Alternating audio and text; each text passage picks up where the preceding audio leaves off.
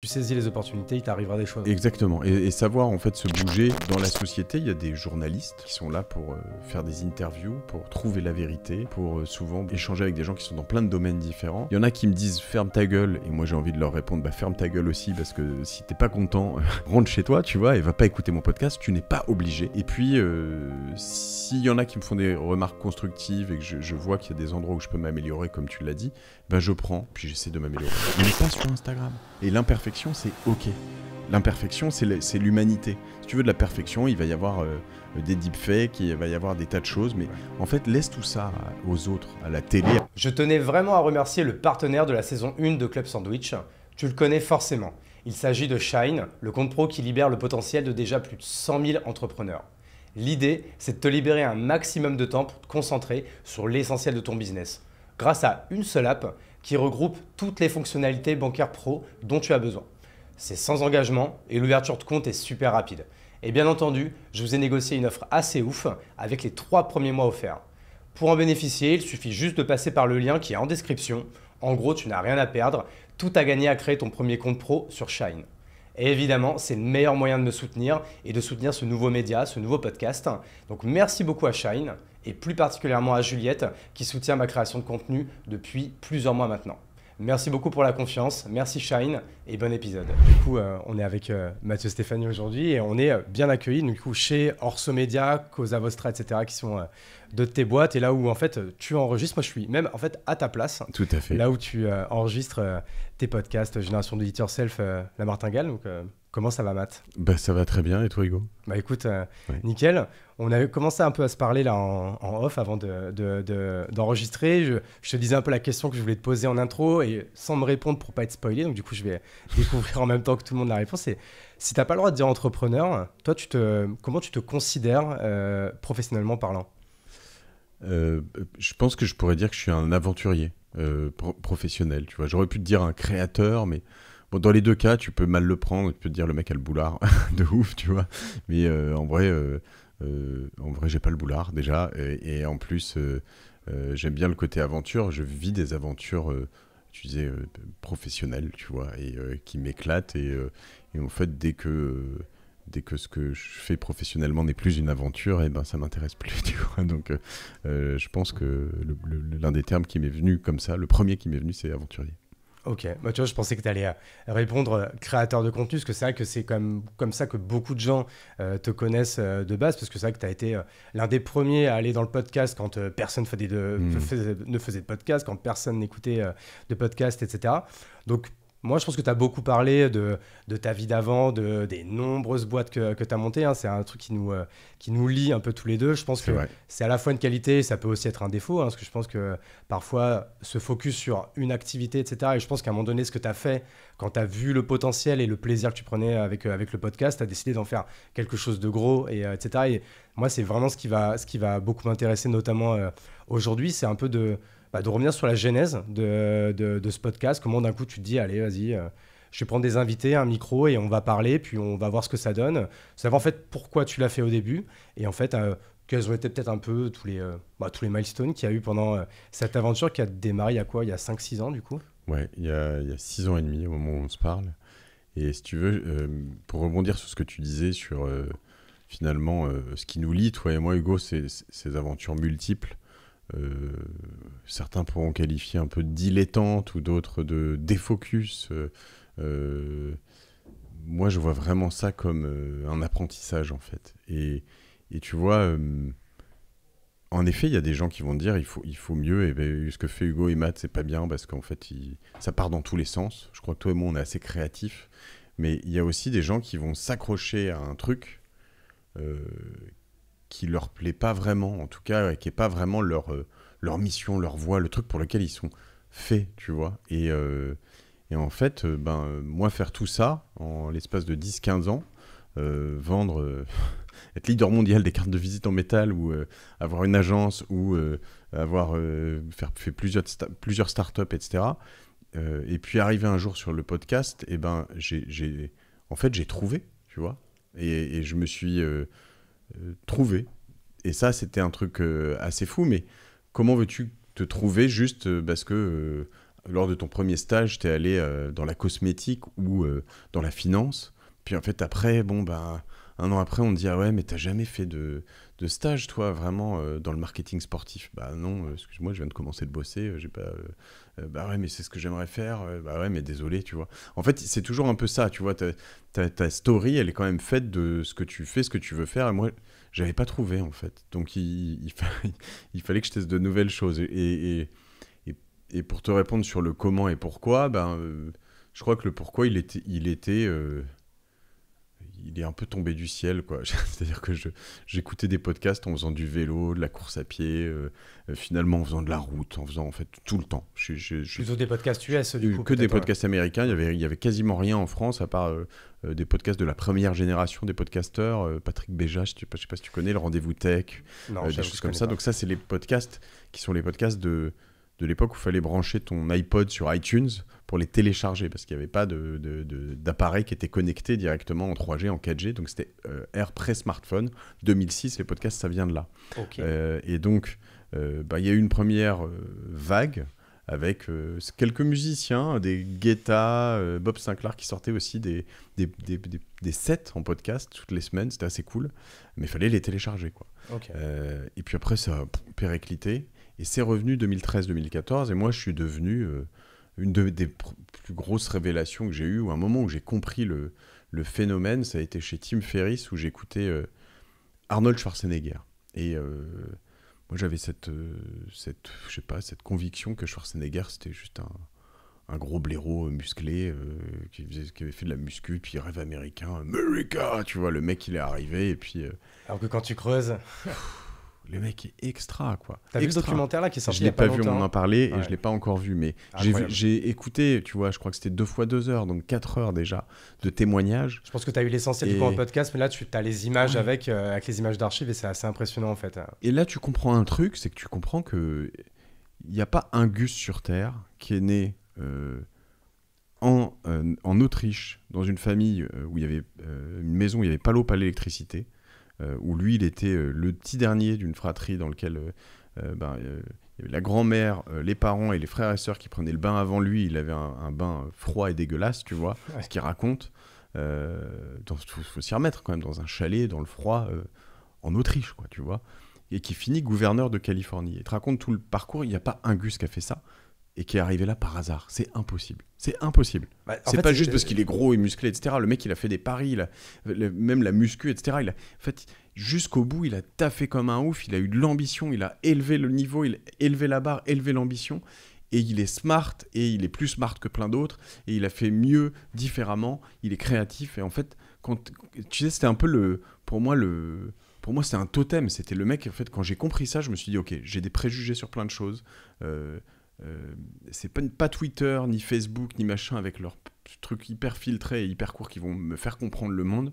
Il faut que j'ai du temps long avec des gens, quoi, tu vois. C'est ça ma révélation. C'est vrai que juste pour finir sur Schwarzenegger, c'est ça que c'est inspirant de fou en fait, à quel point le mec il a pris 3 domaines qui étaient en fait comment on appelle ça, alors c'est pas la muscu, c'est le culturisme. Ouais.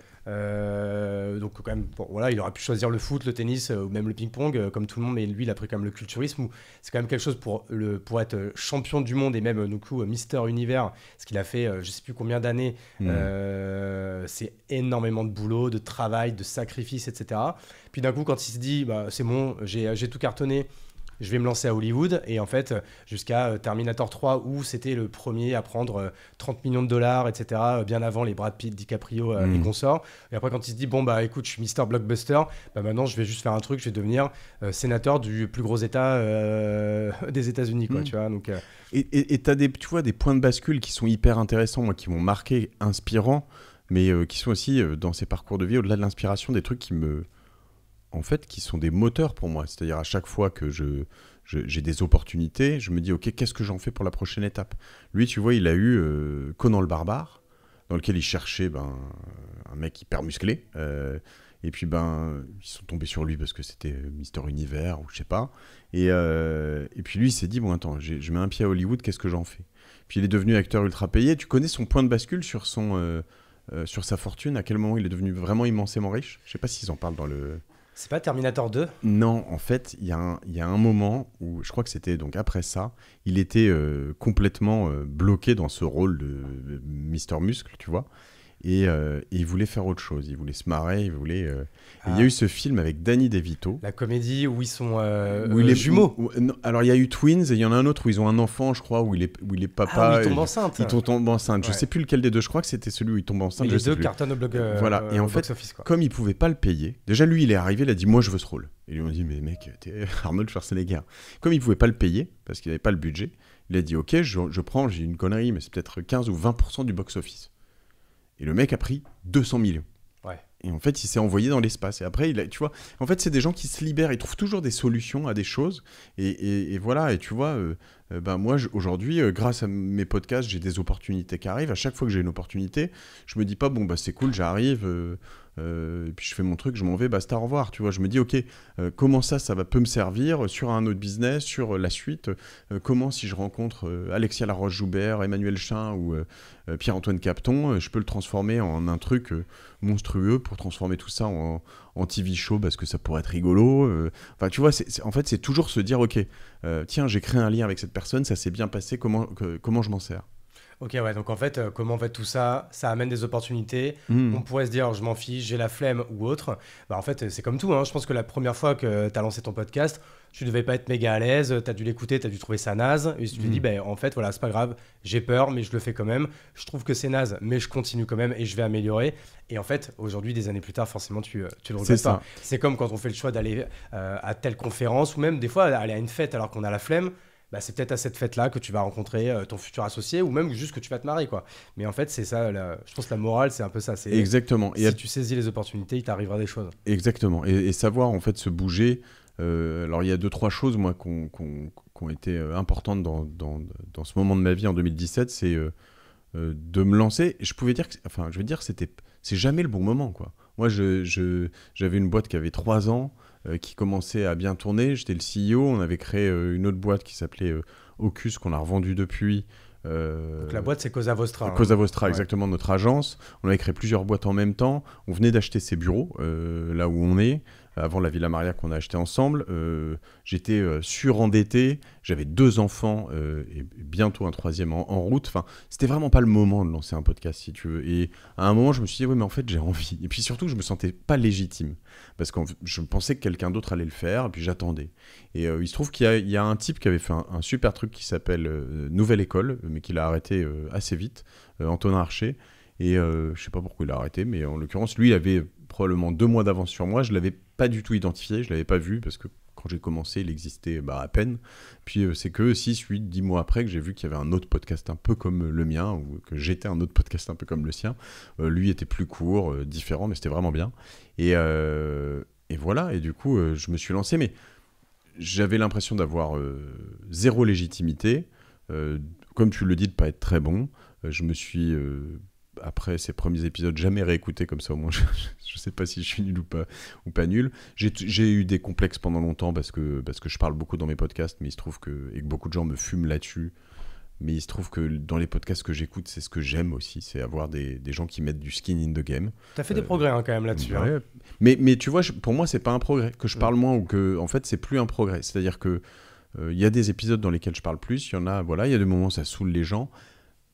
J'essaie de pas être trop promotionnel. Il y a des moments où je l'ai été plus parce que tu essaies de trouver ta place dans tes contenus et puis c'est comme ça, c'est la vie. Mais je suis beaucoup plus serein et à l'aise là-dessus. Si tu veux, c'est un truc où en fait, moi, j'aime bien les gens qui s'investissent. Dans la société, il y a des journalistes qui sont là pour faire des interviews, pour trouver la vérité, pour souvent échanger avec des gens qui sont dans plein de domaines différents. Et moi, je suis dans une discussion, je ne suis pas dans une interview. Donc, dans cette discussion, moi, je prends la place qu'il faut dans une discussion, comme dans le privé. Voilà, c'est aussi mon concept. Donc, si des gens n'aiment pas ça, il y en a qui me disent ferme ta gueule, et moi j'ai envie de leur répondre ferme ta gueule aussi, parce que si t'es pas content, rentre chez toi, tu vois, et va pas écouter mon podcast, tu n'es pas obligé. Et puis s'il y en a qui me font des remarques constructives et que je vois qu'il y a des endroits où je peux m'améliorer, comme tu l'as dit, je prends, et puis j'essaie de m'améliorer, fais mon max. Ok, trop cool.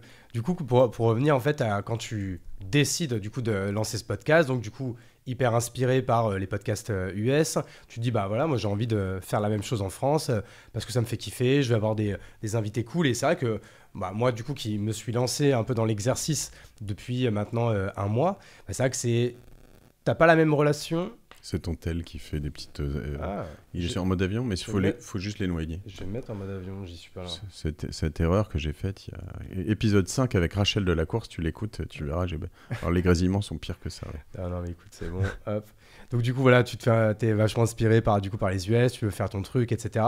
À ce moment-là, t'es déjà pas reconnu, mais t'as déjà quand même un bon réseau dans l'écosystème, je suppose. Parce que ça, quand tu regardes tes premiers invités, c'est quand même, c'est pas des gus, quoi. C'est des gens qui ont déjà fait des choses quand même assez impressionnantes. Et là, tu te dis quoi? Je fais une saison 1, je fais ma petite liste sur Google Sheet avec les 15-20 invités que je me rêve. Je les contacte sur LinkedIn ou si j'ai leur mail ou si j'ai leur numéro. Et puis, ils disent oui, non. Et après, pareil, t'enregistres où? Tu fais comment? Parce que ça, encore une fois, c'est pas la même époque. Tu fais comment à ce moment-là? Déjà, je me fais une promesse. J'ai été champion avant sur Twitter, sur Insta, LinkedIn, c'était pas encore le cas, mais sur Vine, sur plein de réseaux sociaux qui ont marché, qui n'ont pas marché, etc. Pour poster à fond, comprendre, gagner en expérience, aller faire des formations dans des grosses boîtes, dans le cabinet du Premier ministre, dans plein d'endroits, sur des réseaux sociaux, sur Facebook, sur tout ce que tu veux. Et puis au bout d'un moment, tu sais, quand j'avais compris, j'arrêtais en fait. Parce que je me disais, bon, ok, c'est bon, ça marche comme ça, tu fais comme ça, les stories, les hashtags, les trucs, ok, si tu veux gagner ta communauté, tu veux poste plus. Bon. Mais aussi parce que j'avais pas trouvé ma voie, c'était pas ce qui me convenait, je crois. Et donc là, je me suis dit, ok, ça, j'ai envie d'essayer. J'ai vraiment une. Pour moi, c'était un truc très vertueux. J'ai une addiction, c'est un média plus intelligent, le podcast. Plus deep, tu vois. C'est pas juste une photo instantanée. Filtré. C'est pas un tweet de 140 caractères dans lequel tu peux rien dire, donc voilà, et puis dans lequel tu as des réactions très violentes, parce qu'en fait, comme tu peux rien dire et que tout le monde y a accès d'un coup, tout le monde va interpréter ou mésinterpréter ce que tu as dit, on s'en fout. Et donc, tu es dans un truc beaucoup plus inspirant, bienveillant, je pense, voilà. Et je comprends le truc addictif, hein. Oui. Tu vois, même moi qui me dit, vas-y, je fais le test, je vois ce que ça donne, le temps que ça prend. Et c'est vrai que, en fait, on va le dire, hein, c'est quand même, si tu veux faire les choses bien, c'est beaucoup de travail, c'est beaucoup de temps, etc. Je regrette pas, encore une fois. Mais, tu vois, il faut pas que j'oublie que je suis pas podcasteur, c'est pas encore un métier, j'ai d'autres métiers à côté, etc. Mais c'est vrai que du coup, je m'étais dit, vas-y, je fais la saison 1. Je devais en avoir que 10, finalement, j'en ai maintenant presque une vingtaine dans la saison 1. Et en fait, dès que je vois quelqu'un maintenant qui m'inspire, la première chose que je fais, c'est de lui dire, est-ce que tu veux venir dans mon podcast? Et donc déjà, j'ai déjà une saison 2, une saison 3 qui sont prêtes, alors que j'ai normalement pas encore pris la décision, j'ai même pas encore sorti, tu vois. Mais donc je comprends le côté addictif en fait de ces discussions privilégiées que tu pourrais en fait avoir avec les gens, qu'on pourrait avoir dans un cocktail, mais Exactement. où à un moment donné, c'est tout. Au bout de 20 minutes, tu vas vouloir aller parler avec quelqu'un d'autre, etc. Et tu n'as pas le temps de rentrer dans toutes les questions que tu voudrais poser. Et c'est vrai que ce moment privilégié qu'on peut avoir pendant un enregistrement de podcast, c'est très particulier, quoi. Et pour moi, le plus important là-dedans, c'est l'engagement. Alors, tu veux dire gros concept, l'engagement, merci Mathieu, mais c'est un engagement très concret, moi, que j'ai pris. C'est début 2017, je me suis dit, ok, à partir du moment où je me suis dit, c'est quoi, personne n'en a lancé. Moi, je suis entrepreneur depuis 10-12 ans. Et en l'occurrence, donc je suis légitime, ce qui était débile, parce que en l'occurrence, tu vois, l'approche d'Antonin sur Nouvelle École était de dire, moi je suis personne, entre guillemets, je considère que tout le monde est quelqu'un, mais c'est un peu une façon de parler. Moi je suis personne, j'ai rien fait encore, donc je vais me servir d'un podcast pour apprendre, ce que j'ai utilisé d'ailleurs comme exercice plus tard pour créer La Martingale. Et donc je me suis dit, bon, attends, ça fait 10-12 ans que je suis entrepreneur, j'ai un petit réseau, finalement, vas-y banco, tu vois. Donc, j'ai acheté le matos en janvier 2017 et je me suis dit, mon engagement était clair. Pour mon anniversaire, qui est le 17 février, j'aurais lancé mon podcast et pour l'été, j'en aurais fait 10 épisodes et je ne m'arrête pas avant. Et après, je fais le bilan, tu vois. Donc, un peu comme toi, 10 épisodes. 6 mois, quoi, ouais. Voilà. Et donc, je suis parti, j'ai enregistré, j'ai dû lancer avec 1 ou 2 jours de retard, je sais pas si c'était le 18 février ou peut-être début mars, mais enfin, aux alentours, donc j'étais OK. J'ai fait mes 10 épisodes, mais il y en a un que j'avais soit traché, soit perdu, donc j'en étais à 9, mais j'avais enregistré, j'ai sorti mes 9. Et de toute façon, quand j'avais fait mes 9, je me suis dit en juillet, bon, maintenant je pars en vacances, mais je sais très bien ce que je vais faire l'année prochaine, tu vois, je continue, tu vois, il n'y avait pas de sujet. Et j'étais hyper content. Et en fait, je vais dire, aucun de ces épisodes où mon podcast n'aurait pas marché, je ferais encore 100 écoutes par épisode, mais je serais tellement heureux et je continuerais toujours. Alors, j'aurais peut-être pas les mêmes noms, mais quand même, au bout d'un moment, en fait, tu progresses, tu continues. Donc voilà, j'ai pas trop écouté ce qu'on m'a dit à l'époque. Faut faire un 52 minutes, comme ça tu pourras aller en radio. Faut surtout pas faire très long parce que personne va écouter. Il faut absolument monter parce qu'il y a des moments relous dans tes épisodes, donc ça marchera pas. Il faut ci, il faut ça, machin. Et je l'ai fait complètement à l'instinct. Et je crois que ça a été une des raisons, c'est que j'étais, tu vois, jamais dans la tendance, mais toujours dans la bonne direction. Ouais. Et du coup, donc là, tu fais ces 9 premiers épisodes. Donc du coup, après, tu continues. Parce que ça, qu'aujourd'hui, je crois qu'on est quoi, entre 350 et 400 ou je dis des conneries, non? Ouais. Si je cumule avec la martingale, j'ai passé les 500. Ouais, putain, pas mal. Ça en fait des heures passées ici, quoi. Et là, je sais pas si on doit définir un premier milestone dans ta vie, du coup, de podcasteur. Ça arrive à quel moment et comment tu le définirais, en fait? C'est hyper dur parce que je pourrais parler de ma première jour de monétisation. Il y a un truc auquel j'ai pas répondu, si tu me permets, Hugo, juste avant, c'est sur le matos et comment j'ai fait. Ah oui, exact. Et le matos, j'ai toute une fiche qui explique ce que j'ai acheté. C'est un Zoom exactement le même que tu vois sous tes yeux, H6. 2 micros, là on a des Shure SM7B, mais c'est que j'avais pas ça à l'époque parce que j'avais des SM58 qui coûte 80 €. Enfin, tout ça, tu le trouves sur le Bon Coin pour 200 balles, hein, le matos. Donc, tu avais fait un setup à 2000 €, même pas Non, à 200 €, à 300 €. Ah oui, ok. Donc on était sur un vraiment, petit setup, quoi. Prix setup, pas de caméra pendant 3 ou 4 ans. Ouais. Enfin, tu vois, donc quand je reparle de milestone, moi je m'étais dit, je me donne une demi-journée par semaine pour faire mes podcasts. C'est que de l'audio, c'est pas monté, c'est super brut, et j'envoie. Et tu vois, c'est pour ça que ça a été, je pense, la meilleure promesse que je me suis faite, parce que si tu commences à monter, alors si tu mets de la vidéo et que tu commences à monter ton podcast, tes 2 heures de podcast ou ton heure de podcast, elle est multipliée par 10, par 20, par 30, par le montage. C'est la post-prod qui prend du temps. Donc à partir du moment où tu décides d'être en condition de direct, et ben en fait, tu facilites énormément ta production. Il faut voir quand même que les plus gros podcasts et même les plus grosses émissions radio, notamment, sont des directs. Les grandes gueules, les grosses têtes, l'after-foot, tout ce que tu veux, tout ça sont des émissions, même la matinale de France Inter, c'est que des directs. Donc, te mettre dans l'exercice du direct, ça te fait progresser en plus, parce que finalement, après, à chaque fois que tu vas faire un truc, tu vas toujours couper quand tu bégayes, quand tu bafouilles un peu. Il y a des etc. logiciels qui le font maintenant. Ouais, mais c'est pareil. Moi, je suis pas complètement contre, complètement pour, pas complètement contre non plus, mais je suis pas complètement pour une raison simple, c'est que on n'est pas sur Instagram. Et l'imperfection, c'est OK. L'imperfection, c'est l'humanité. Si tu veux de la perfection, il va y avoir des deepfakes, il va y avoir des tas de choses, mais en fait, laisse tout ça aux autres, à la télé. Enfin, chacun fait ce qu'il veut. Moi, je donne pas de conseils. Ça a été en tout cas mon gut feeling, ce que j'avais à l'intérieur, c'est de me dire, on va lancer un truc imparfait. Moi, je suis imparfait, je me livre en toute imperfection dans mes contenus, et c'est OK pour moi, en tout cas. Il y a des gens, pareil, qui n'aiment pas, c'est pareil, il y a d'autres types de contenus pour eux. Voilà, premier milestone, c'est des niveaux... Mais en fait, ça a jamais été... Ça pourrait être plutôt un invité, je pense. Mon premier gros milestone, ça a été de sortir aussi, je te parlais de Rachel Delacour, ou tu sais, de sortir de ma zone de confort sur les invités. Au début, tu invites des gens que tu connais, tu sais que tu vas être plus ou moins à l'aise. Forcément, moi, c'est ce que j'ai fait. J'ai pris 20 personnes que je connais, dont je connais l'histoire, etc. Et comme ça, en effet, tu es plus à l'aise. Ouais. Je pourrais te dire, il y a un épisode qui m'a marqué et qui serait un beau milestone à mettre en avant. C'est l'épisode 40 avec Catherine Painvin,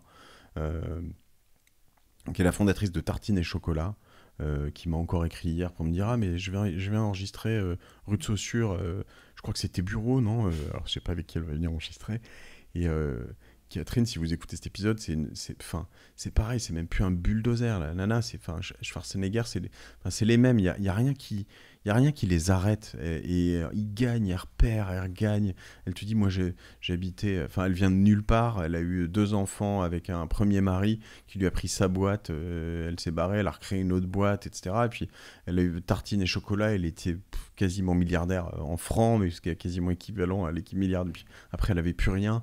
Elle me dit, j'allais au Crayon parce que... En fait, non, c'était pas le Crayon. Quand je venais à Paris, j'allais que au Bristol parce qu'en fait, ce qui est bien dans ces endroits, c'est que tu rencontres tellement de gens. Je sais pas si c'est encore vrai, mais je pense que c'était vrai à une certaine époque, que tu crées ton réseau et en fait, ça te coûte cher.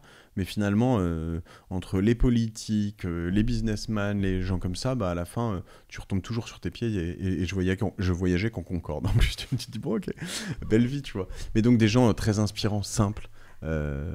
Donc ça, je dirais que Catherine Pavin a été mon premier milestone. Ok, ouais, parce que là, tu t'es dit, ouais, t'as pris on va dire, une tarte dans la tronche à ce moment-là. Et en fait, à quel moment tu t'es dit, alors, on va pas utiliser le mot succès, mais à quel moment tu t'es dit, putain, le podcast, là, il marche bien, là, il y a quelque chose qui se passe. Donc, je suppose que la principale KPI, c'est quand même le nombre d'écoutes. Donc, je sais pas, est-ce que ça a été une évolution constante ou est-ce que d'un coup, je sais pas, il y a quelque chose qui a fait que ça a éclaté et là vraiment tu as une croissance assez folle en fait de la notoriété du podcast, de la tienne et du nombre d'écoutes et du coup en fait avec tout ce qui va avec quoi. Moi là-dessus je me vois complètement comme un besogneux, tu vois, j'ai pas eu d'explosion du jour au lendemain, c'est vraiment un truc... Donc toi c'est la récurrence en fait. Mois après mois, tu taffes et puis tu prends 10%, 20% de croissance, months on months, et puis finalement quand tu comprends les intérêts que j'ai compris plus tard, des intérêts composés, des compound interest dans la finance, tu vois ce que ça fait sur un podcast, tu te dis parce que si tu fais plus 5% c'est rien, mais si tu fais plus 5% tous les mois, en fait là, après le plus 5% sur 10 000 c'est pas le même 5% que sur 100 000 et sur 1 million, etc. quoi. Exactement, et donc c'est vrai que quand tu fais, tu vois, moi aujourd'hui, hier on hier, là cette fois-ci plus tôt, mais je suis entre 20 et 30% de croissance, tu fais 30% de croissance sur 600 000 l'année dernière, tu arrives quasiment au million, tu vois. Ouais. Et en effet, c'est fou. Alors non, pardon, je dis une connerie, ça c'est 50% de croissance si tu arrives. Mais je suis à 30, 35, en effet, sur presque 500 000, en tout cas j'arrive quasiment au million. Et en fait, d'un coup, tu gagnes 200 000, 250 000 écoutes, tu vois, sur un mois. Ça, pour faire 250 000 écoutes sur un mois, au tout début, j'ai mis... 5 ans peut-être, ou 4 ans, tu vois le trip. Donc, ça qui est intéressant aussi dans cette approche. Mais ça, donc, c'est l'une des principales choses qu'on dit dans la création de contenu, quelle qu'elle soit, c'est que bien sûr, la qualité, c'est très important, mais surtout au début, la quantité, enfin, on va pas dire le mot quantité, on va dire la récurrence, et du coup, là, en fait, on va pareil, un mot un peu galvaudé, mais la résilience, à du coup, comme tu dis, à être besogneux et à le faire... toutes les semaines, tous les mois, mais être récurrent et ça va faire ça pendant 1 an, 2 ans, 3 ans, 4 ans, 5 ans. Sauf si ce que tu fais, c'est de la merde. Au bout d'un moment, quand même, ton travail est récompensé, quoi. Ouais, et c'est vraiment, tu vois, tout le monde va chercher une sorte de martingale là-dessus, une clé, mais il y en a pas vraiment d'autres. C'est-à-dire que on a tout essayé, on a essayé de faire un peu de médias, d'acheter des trucs sur Insta, enfin vraiment, mais un tout petit peu. Quand je dis un petit peu, vraiment, je parle des petits budgets d'acquis. Ouais, mais je parle de moins de 1 000 euros ou des choses comme ça. Mais en fait, c'est pas les mêmes médias. Il n'y a pas du tout de transfert possible. C'est pas les mêmes choses. Et même quand tu essayes tu vas te dire, bon, attends, je vais faire venir une célébrité, quelqu'un de méga connu. Cet été, tu vois, j'ai fait un épisode avec Gad Elmaleh. Qu'il l'a relayé, l'épisode est génial, extra, il est très content, je suis très content, mais ça m'a pas envoyé dans l'espace. Et en fait, c'est pourquoi, je sais pas, mais c'est pas la même chose que les médias sociaux où en fait, t'es one click away d'un truc très facile à consommer. C'est un peu ce que je disais tout à l'heure, tu vois. Moi, j'ai fait une sorte d'overdose de contenu court et trop digeste. Ouais, moi aussi, j'ai beaucoup de mal. Et donc, comme c'est difficile d'accès, ta croissance, elle se fait vraiment à la force de la voix, du micro, et voilà, de la répétition, quoi. Et de le faire, voilà, encore et encore et encore. Faut être très discipliné. Donc du coup, premier milestone, c'est plutôt un invité. Je suppose que le deuxième, ça va être peut-être la première fois que tu as réussi en fait à monétiser en fait cette audience. Donc pareil, peut-être pour les gens, mais d'ailleurs comme moi, qui en ont aucune idée un peu de quels sont les KPI dans ce milieu-là. En fait, à quel moment on peut commencer peut-être à monétiser? Comment ça se passe? Je pense qu'il y a plusieurs méthodes de calcul. Est-ce que c'est au coût par 1000 ou est-ce que c'est au nombre d'émissions? Genre, tel annonceur va te donner X pour toute la saison avec 10 invités sur tel relais. Comment ça se passe et toi, ça s'est passé en quelle année? Alors, en ce qui concerne mon expérience, ça a commencé en, je dirais, septembre 2018, donc 18 mois après mon lancement. Longtemps et pas si longtemps à la fois que ça. Exactement. Et il se trouve que un des cofondateurs de Petit Bambou, Benjamin, me dit qu'il écoutait mes podcasts, qu'il avait entendu que je méditais sur une application concurrente, qu'il fallait que j'essaye Petit Bambou. Donc j'essaye Petit Bambou, je trouve ça cool, j'échange avec lui, je lui dis tiens viens on enregistre, c'est vraiment cool ce que vous avez fait. Et puis il me dit non, moi j'ai pas envie d'enregistrer. J'ai fini par réussir à enregistrer avec son associé, mais lui il n'est jamais venu. C'est il y a 1 an ou 2 ouais. l'épisode avec Petit Bambou. Ouais. Mais lui voulait pas, et tu vois c'est là où tu vois le lien que tu crées avec tes auditeurs. Et lui me dit au bout d'un moment non, moi j'ai pas envie de tu sais quoi, de venir, parce que Petit Bambou, pour moi, c'est une entreprise qui doit vivre sans passer par la voie d'un de ses fondateurs. C'est une entreprise qui vit par elle-même. Cependant, j'aimerais te sponsoriser parce que j'aime bien tes valeurs, j'aime bien ce que tu partages, etc. etc. Donc, c'est vraiment lui qui m'a proposé. Et il m'a sponsorisé, je dirais, à l'époque, j'avais dû lui proposer tout le mois de septembre 2018 pour 1 500 €, ce qui moi me semblait déjà lunaire. Là, tout épisode ou que les nouveaux épisodes? Alors qui sortent en septembre? c'est tous les épisodes. Alors la manière dont on fonctionne aujourd'hui, et alors après ça c'est un peu enchaîné. J'en ai eu, en fait ce qui est drôle c'est qu'un sponsor en a entraîné, les gens ont entendu, ils se sont dit c'est pas idiot, etc. Mais juste avant de t'expliquer techniquement, ce qui est intéressant c'est que c'est des gens qui sont souvent venus vers moi. Il y en a certains vers qui je suis allé, mais la plupart sont venus vers moi avec une vraie approche de sponsoring, de partage de valeur. Moi, j'ai jamais de ma voix, parce que c'est un gros engagement, c'est moi qui fais ce qu'on appelle un host read, donc j'ai jamais de ma voix voulu dire, tu vois, je sais pas moi, achète une Dacia Logan, c'est un super véhicule, tu vois.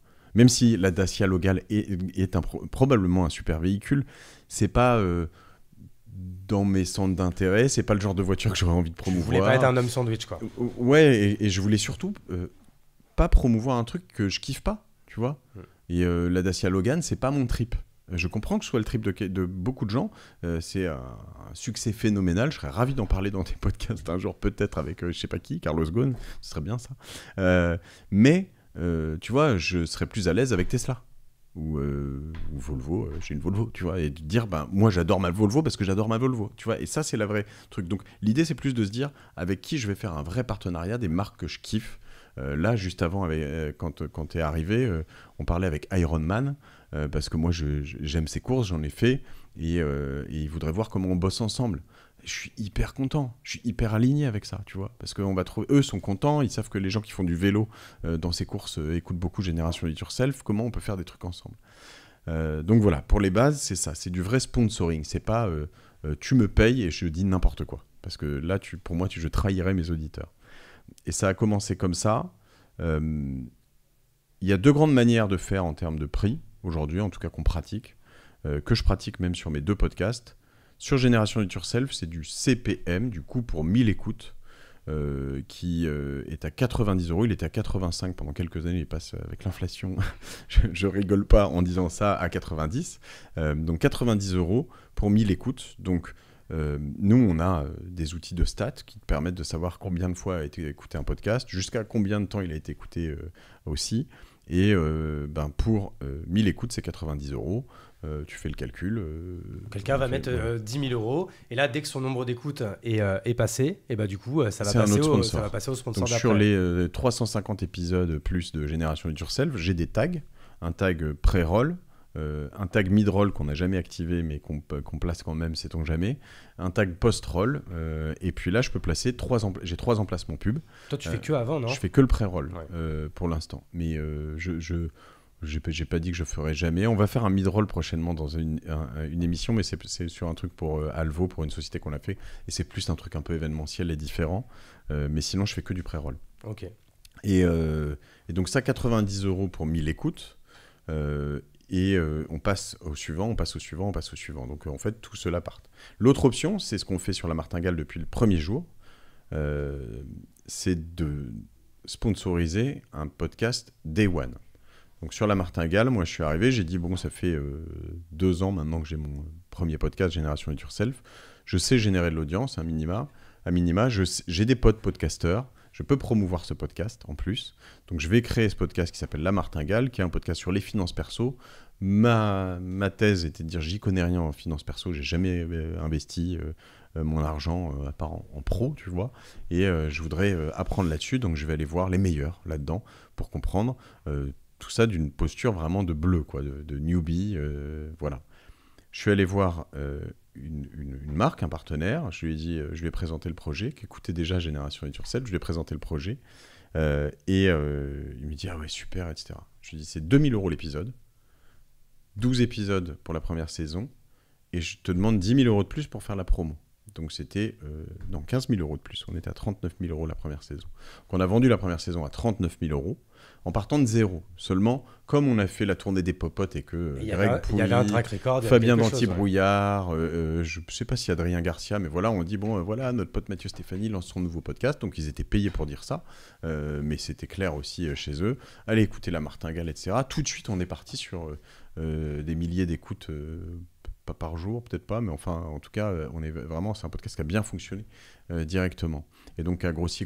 Et donc, ce qui est assez marrant, c'est qu'aujourd'hui, on vend toujours La Martingale comme ça, saison par saison, 12 épisodes, et qui est vendu quasiment, j'ai quasiment tout vendu sur l'année prochaine. On retient les sponsors pour leur dire... Donc, du coup, tu fais 4 saisons par an, c'est ça ? On fait 4 saisons par an, et là, on a vendu jusqu'au 30 juin 2024, mais si on voulait vendre toute l'année 2024, ce serait déjà vendu. Ouais, ok. Et je voudrais juste préciser une chose, c'est que cette approche-là, elle concerne 2 gros podcasts, mais ça fonctionne aussi, peut-être que l'approche qui est déliée du CPM est intéressante pour tous les podcasts de niche. Ceux qui nous écoutent, qui voudraient se lancer dans un podcast sur l'architecture, sur le BTP, sur la chirurgie vétérinaire, sur peu importe.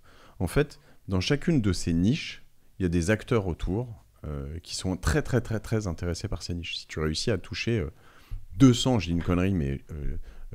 chirurgien vétérinaire, il y a probablement une marque qui va faire des tables d'opération, des scalpels, je dis des conneries, des lumières d'éclairage, des choses comme ça, ou tu vois, je prends des univers où il y a des gros enjeux comme la radiologie ou des choses comme ça, tu es le podcast des radiologues et tu touches 50% des radiologues français, je vais te dire, tu n'auras pas de souci à monétiser en centaines de milliers d'euros. Si à partir du moment où, pareil, tu es droit dans tes bottes et te dire, bon, j'ai essayé tel truc, je bosse avec Philips, je bosse avec... je sais plus quelle marque fait ça, General Electric, sur toute l'imagerie médicale, j'ai testé ce nouveau machin, etc. Tu n'auras pas de problème. Ok, parce que en fait aujourd'hui c'est vrai que toi après je pense qu'on rentrera peut-être un peu plus dans les chiffres et un peu dans cette économie du podcast, mais déjà c'est cool, merci de donner autant de précision, etc. Aujourd'hui quand même des podcasts, il en existe des milliers. Ça, on parle de Génération Do It Yourself qui fait quasiment 1 million d'écoutes par mois, donc je suppose que c'est le plus gros podcast de France ou c'est le plus gros podcast business ? Alors, c'est le plus gros podcast business et en talk, en tout cas chez les podcasteurs indépendants, il y a Clémentine Gallet. Hors radio, etc. Ouais, exactement. Tout ce qu'on appelle catch-up, je pense que tout ce qui est grosse tête, grande gueule, etc. sont quand même assez forts. Puis c'est des formats quotidiens souvent. Ouais. Donc, aller battre un format quotidien d'1 heure produit par une radio avec 5-6 stars, c'est pas la même.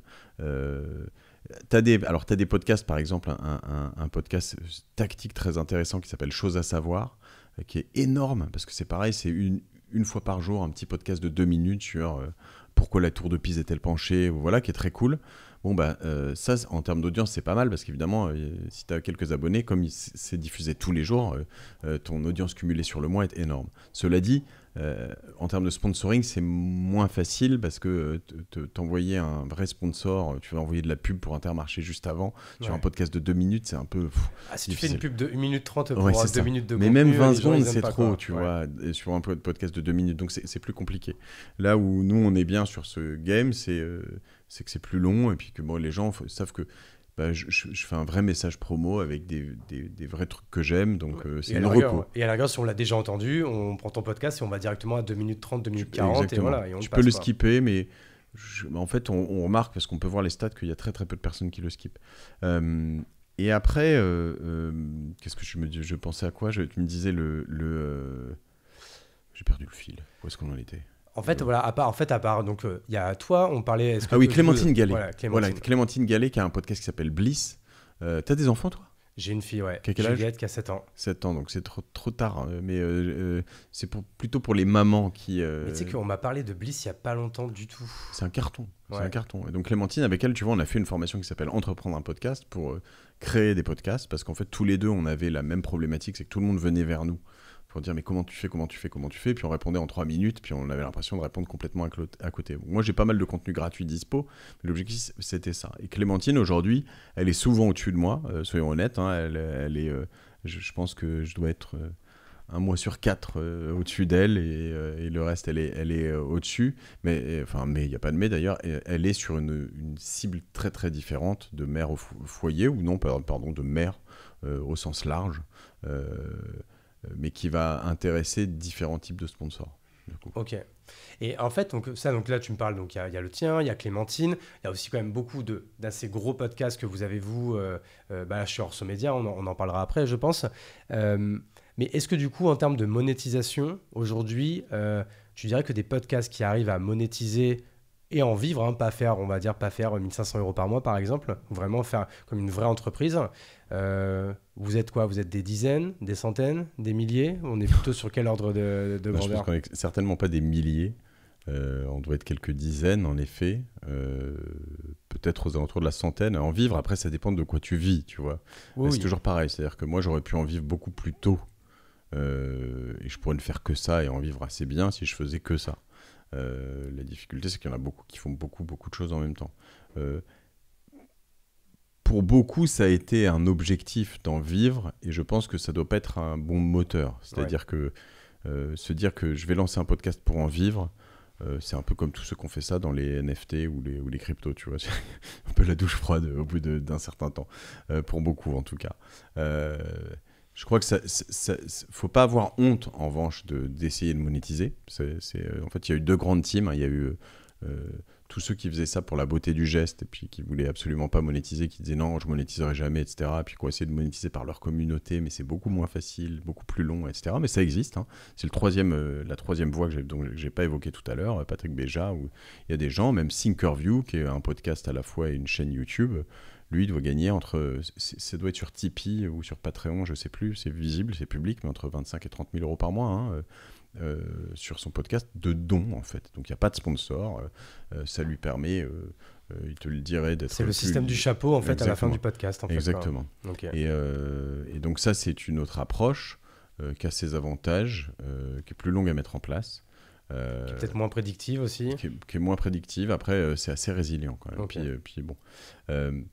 et sur certains sujets, c'est important parce que quand tu parles de news, de choses parfois plus angoissantes, etc., en fait, tu n'as pas de sponsor qui veut t'accompagner, tu vois. Si tu fais un podcast sur l'Lampedusa et les migrants, même s'il fait beaucoup d'audience, il n'y a personne qui voudra te sponsoriser parce que ce n'est pas un truc auquel tu veux être associé. Et c'est dommage d'ailleurs parce que je pense que c'est un truc que tu pourrais faire autrement et dire en fait, je pense qu'il faut être au courant de tout ça, etc. Mais ça, encore un autre sujet. Et donc voilà, moi l'idée ça a été de développer ça petit à petit.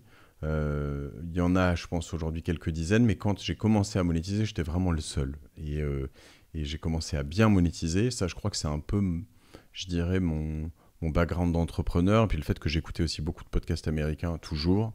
Et que ça reste un business B2B. Et toi, ouais. En fait, t'avais l'agence. Donc, exactement. En fait, toi, tu connais les business B2B, quoi. Puis t'en as un qui te tombe dessus. Le premier, je te dis, c'était Petit Bambou. Le deuxième, c'était un truc qui s'appelait Livy, qui est un truc de visio. C'était le tout début des visios, en plus pré-Covid, pour faire des consultations en visio. Donc moi, je me suis mis à en faire. Et puis, en fait, il se trouve qu'au moment où ils m'ont appelé, j'étais tombé malade quelques jours après. Donc j'ai testé. Je trouvais ça vachement bien. J'ai eu mon ordonnance sur mon smartphone. Enfin, le truc de ouf, tu vois. Ouais. Donc j'avais l'impression de partir dans le turfu. Donc j'ai pu raconter ça. Puis après, j'en ai eu un autre, 2 autres. Puis assez vite, j'ai eu Conto. Et puis l'année d'après, j'ai eu eToro. Et puis en fait, c'est devenu mes gros sponsors. Et en fait, maintenant, je travaille avec...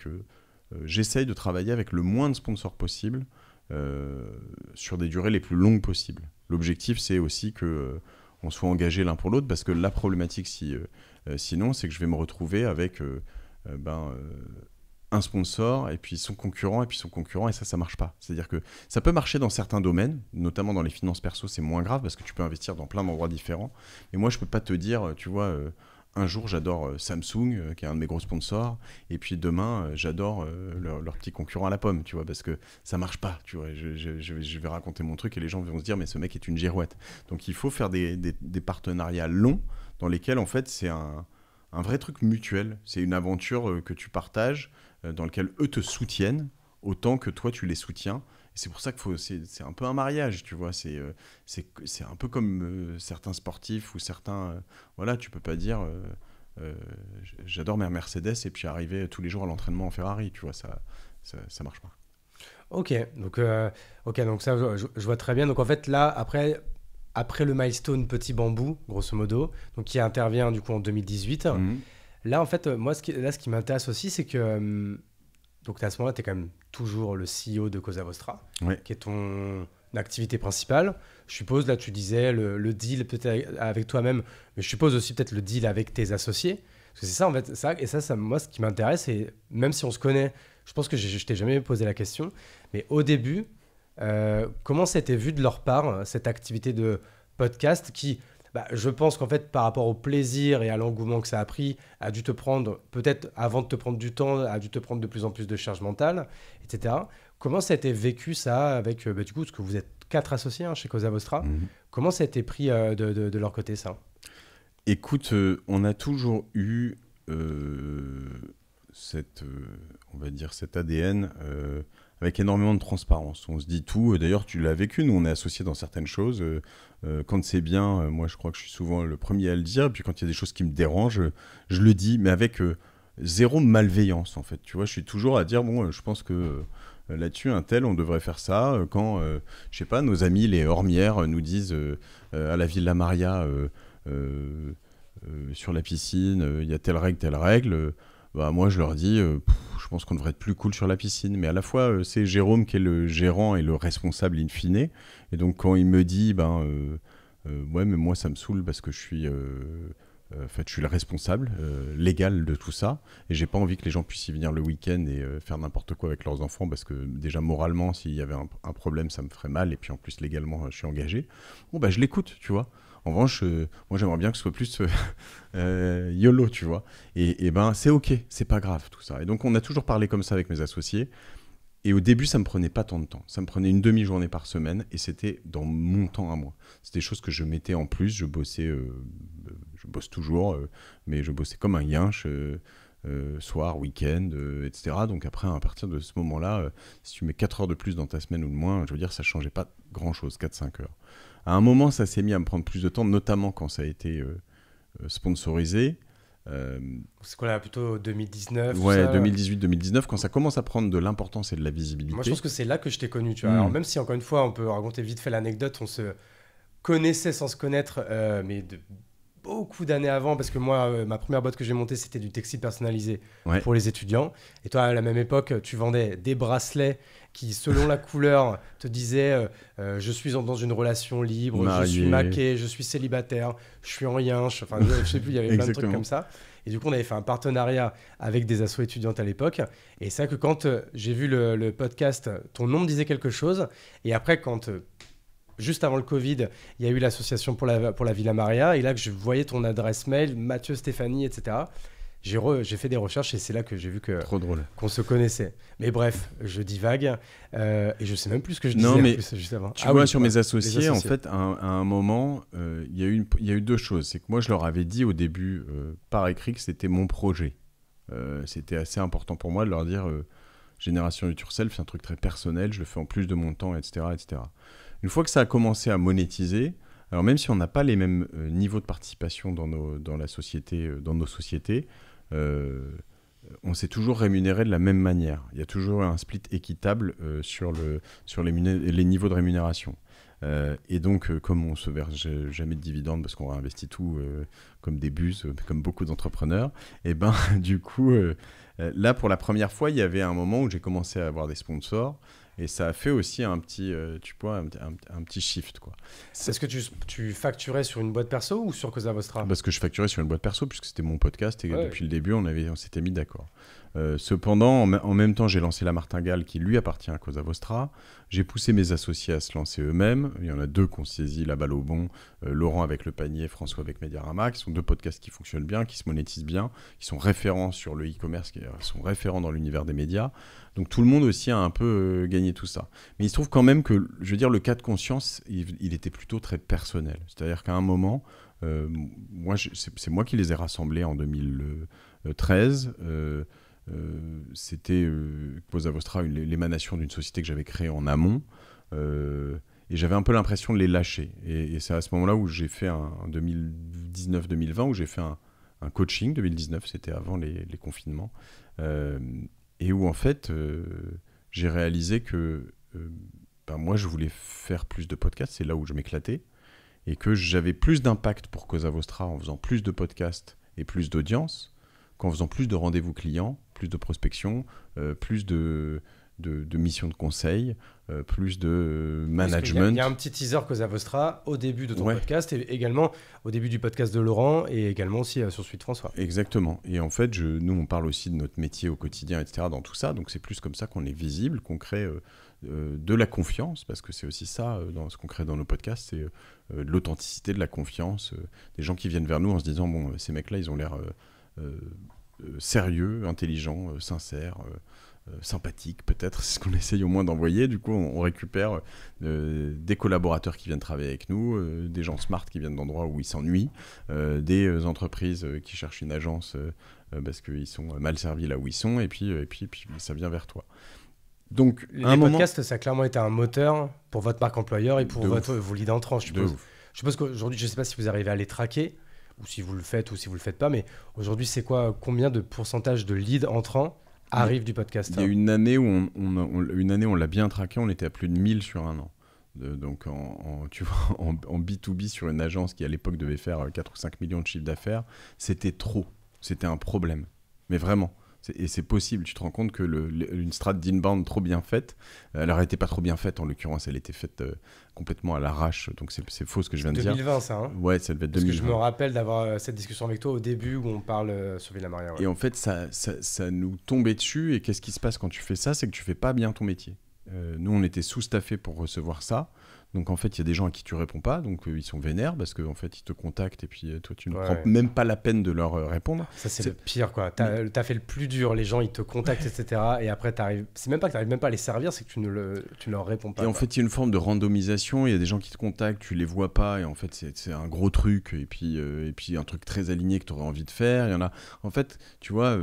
si tu te dis c'est 4 par jour, c'est pas énorme. En fait, 4 par jour, il faut répondre à l'email. Alors ça, c'est rien, mais après, il faut prendre un rendez-vous, puis un autre, puis avant de signer, etc., puis envoyer. En fait, 4 par jour, c'est au moins 2 équivalents temps plein. Au moins, tu vois, sur le suivi, etc. Puis en plus, il y en a aussi beaucoup qui viennent vers toi, tu fais pas exactement ce qu'ils veulent, parce qu'en fait, ils veulent... tu vois, je sais pas, nous on fait des missions de conseil, du design, des sites et puis beaucoup de création de contenu.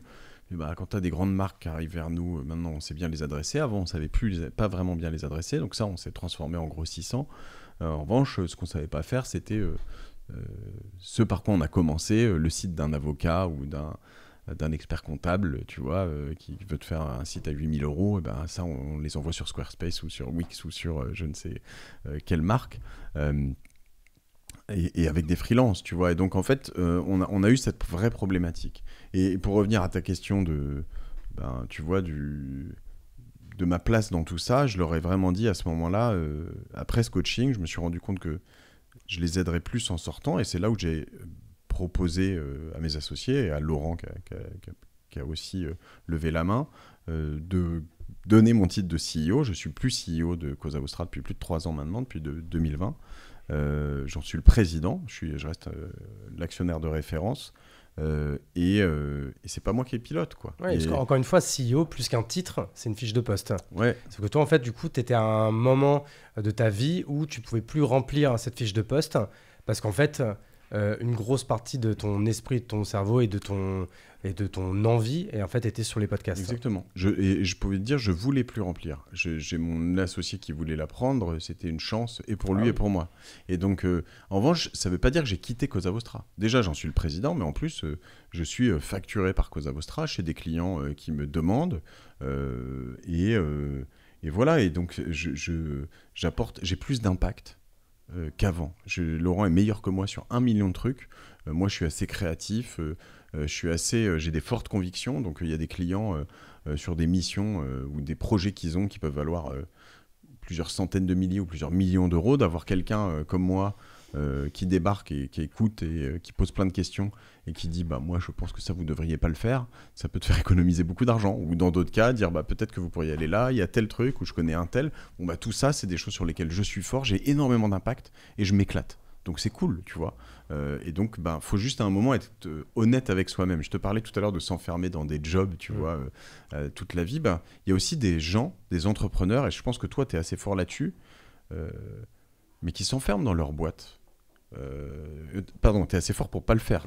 T'as été capable de rebondir plein de fois. Très vite compris, en fait, qu'à un moment donné, il y a des gens qui sont des gestionnaires, managers sur le long terme, et il y a des gens qui sont plutôt des starters, des launchers, etc. Et qu'à un moment donné, en fait, même si ça fait chier, il faut en fait accepter un peu qui on est. Et en fait, mais pourquoi ça fait chier ?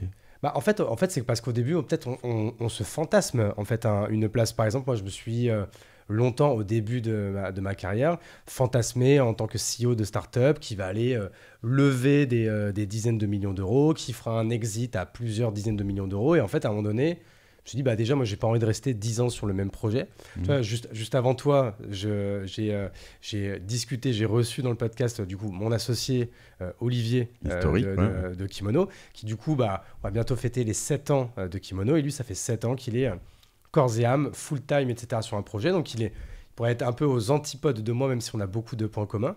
Mais du coup, moi, j'ai beaucoup d'admiration pour ça et j'ai été à un moment donné jaloux de ce type de profil qui est capable de rester 7 ans et en plus de se dire il répète toutes les semaines que ce n'est que le début, tu vois, il pourrait rester peut-être 10 ans, 12 ans, je ne sais pas, tu vois. Et ça en fait moi ça m'impressionne et sauf que c'est très récent où je me dis en fait c'est pas grave, moi c'est pas mon profil et moi je m'éclate pas en restant 10 ans sur le même projet en fait. Mais regarde aussi je pense trop de proportions gardées et comparaison mais à la fois c'est aussi Gad Elmaleh qui récemment m'a hyper décomplexé là-dessus tu vois, et me dire mais je refuse d'entendre des gens qui disent à mon petit niveau. Et tu prends des gars comme Elon Musk, tu prends des gars comme Mark Zuckerberg, tu prends des gars comme Sergey Brin, Larry Page dans ces boîtes-là, en fait ils ont pas si longtemps que ça été les tauliers, hein. CEO, en fait ils sont souvent présidents, c'est des gens qui emmènent l'ambition, la strate, la vision. De temps en temps, ils battent un peu tout ça, mais c'est Sheryl Sandberg, c'est Steve Ballmer, il y a eu, comment il s'appelle chez Google, Eric Schmidt, qui est extraordinaire. Enfin, tu vois, les CEO, tu crois que vraiment Elon Musk, il dirige Tesla, Neuralink, on a des trucs dans l'espace. Il a des CEO, SpaceX. SpaceX, mais non, il y a aussi les petits satellites tu sais, qui font Internet, là. Merde, je l'ai pas. Voilà, il y a l'Hyperloop. Enfin, là, je peux t'en citer 5-6 comme ça. En fait, c'est pas possible. Et en fait, c'est OK, tu vois, d'avoir des gens qui gèrent. En revanche, de dire, là-dessus, je pense que ça va pas bien. Là-dessus, voilà. Et donc, c'est possible. Au moins, ces gens, si ce n'est se comparer, s'inspirer, je pense que c'est une bonne chose. Et se dire, je peux avoir de l'impact sur plein de choses. Moi, je vois dans la vision, dans l'ambition, dans la strate, dans plein de boîtes dans lesquelles je suis, j'ai beaucoup d'impact. Et aujourd'hui, je peux te le dire, les yeux dans les yeux, je l'assume, j'ai pas le melon, j'ai pas tout ça, je le sais, point, c'est tout. Et après, des gens qui me connaissent pas, qui pourraient dire, le mec, mais bon, et c'est des boîtes dans lesquelles je suis intéressé, je suis à donf. En revanche, cet impact, il est pas indolore. Ces boîtes-là, j'y pense la nuit, le matin, en courant, tout le temps. Enfin, c'est ma vie. Je suis dopé, je suis drogué à ces trucs-là. C'est pas c'est pas juste j'ai beaucoup d'impact. Je suis non, je suis à donf dans ces trucs-là. Ok, donc du coup, en fait, là, c'est vrai que depuis tout à l'heure, on essaie un peu d'énumérer les milestones. Et du coup, en fait, ça qui est cool, c'est qu'après, on arrive à rentrer dans le détail, à expliquer. Ça, je suppose que ce moment où tu quittes ton rôle de CEO, euh, ça doit en être un beau, parce que je sais pas, une fois que vous faites un peu ce meeting, etc., et qu'en fait, vous mettez vraiment les choses au clair et que tout est clair avec tes Mhm. associés, je sais pas, il doit aussi y avoir peut-être peut-être une décontraction tu dois être rassuré à ce moment-là de dire ouf, peut-être maintenant j'ai plus à culpabiliser, peut-être de trop penser au podcast par rapport à Cosa Vostra ou par rapport à Mhm. d'autres. Peut-être que je me trompe, hein, mais est-ce que c'était un petit peu le cas? Est-ce que du coup ça t'a un peu, tu t'es dit allez vas-y là maintenant, c'est officiel, mon main project c'est le podcast. Alors, c'est beaucoup de gens autour de moi. Euh, je pars tellement dans tous les sens que c'est officiel, mon main project c'est. Si tu me mets cette question, je ne saurais jamais répondre à cette question exactement. Euh, le podcast sert plein d'autres choses. Tu vois ça toujours comme un fil rouge toi en fait et un outil plus.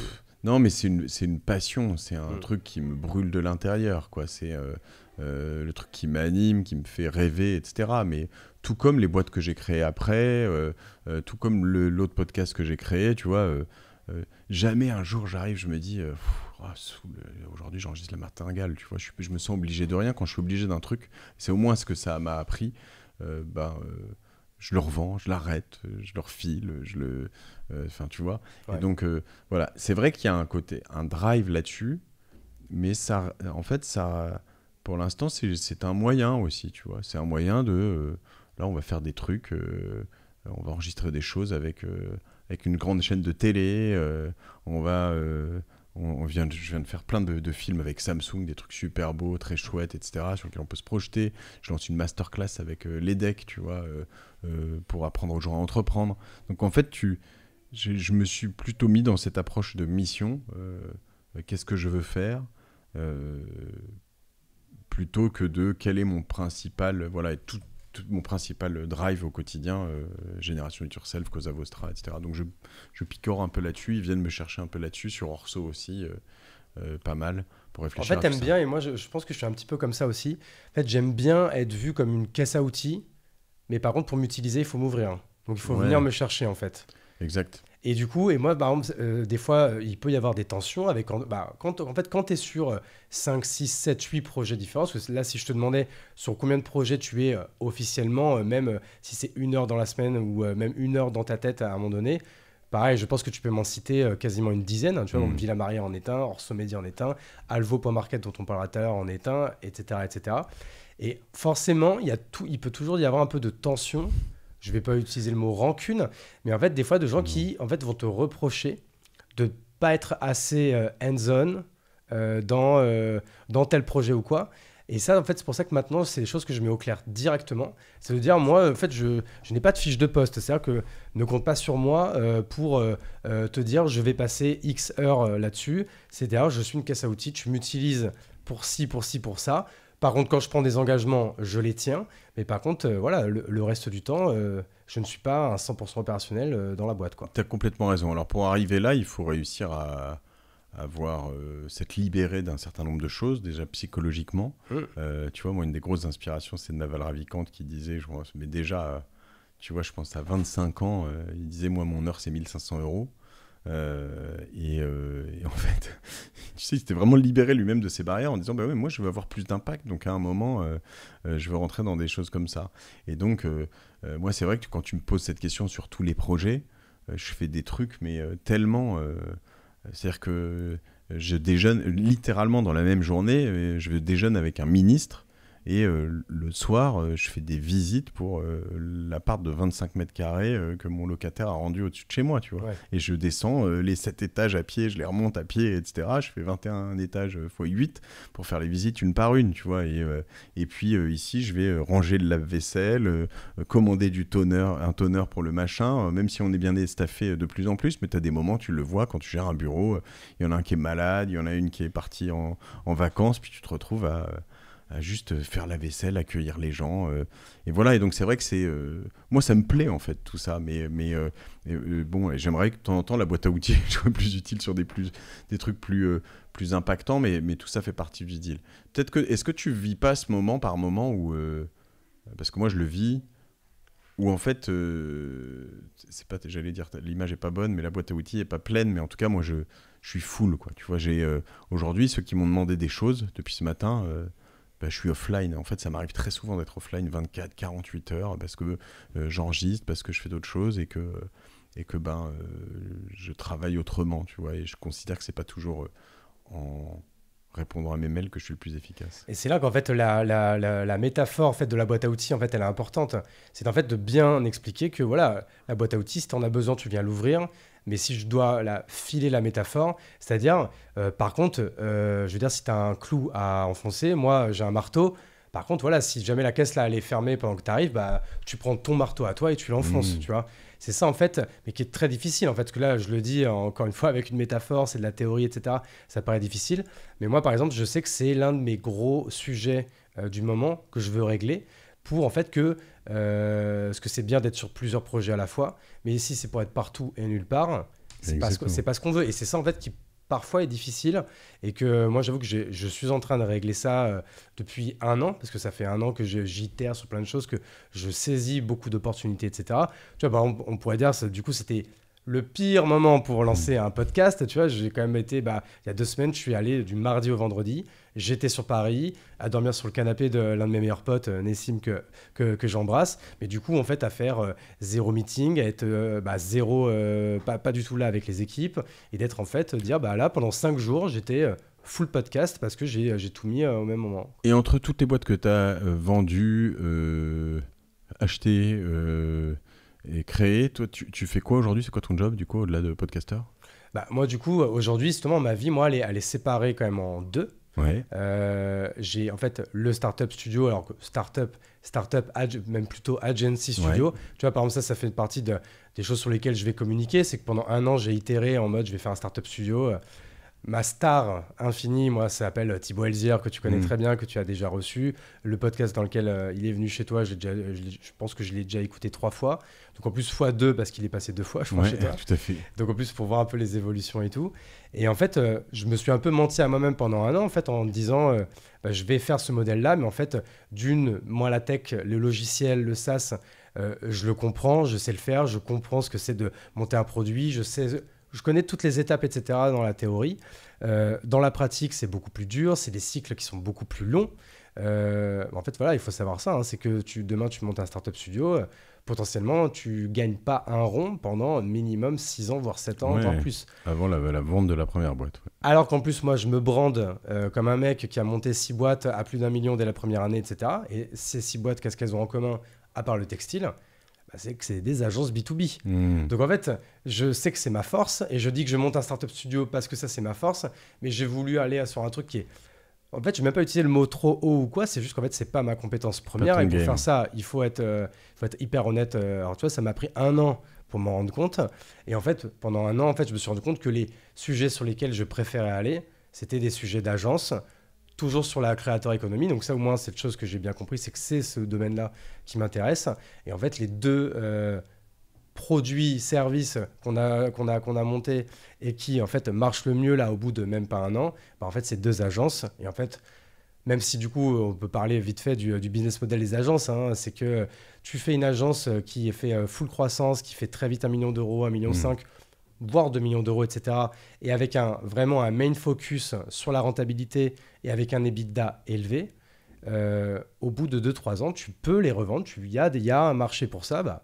Je pense qu'en plus, moi, je serais intéressé pour en racheter une. Ça pourra faire en plus une excellente transition sur toi, sur Alvo.market, qui est le nouveau business dans lequel tu te lances, qui est en fait une marketplace dédié au reprenariat. Et en fait, le reprenariat et pas que ça, et puis aussi les reventes en fait, de ces boîtes, en fait, qui est quelque chose qui devient de moins en moins tabou, de moins en moins souterrain, etc.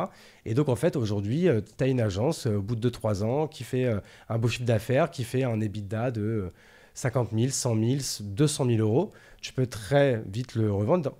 Je sais pas, c'est quoi les chiffres, c'est quoi? C'est entre x6 et x12. Si elle est en forte croissance, ce sera en ce moment plutôt x6, x8, quelque chose comme ça. Mais donc tu peux créer en 3 ans un truc qui vaut 1,5 million, et sur lequel en plus, si tu as bien organisé tout ça avec une holding, tu vas payer très peu d'impôts.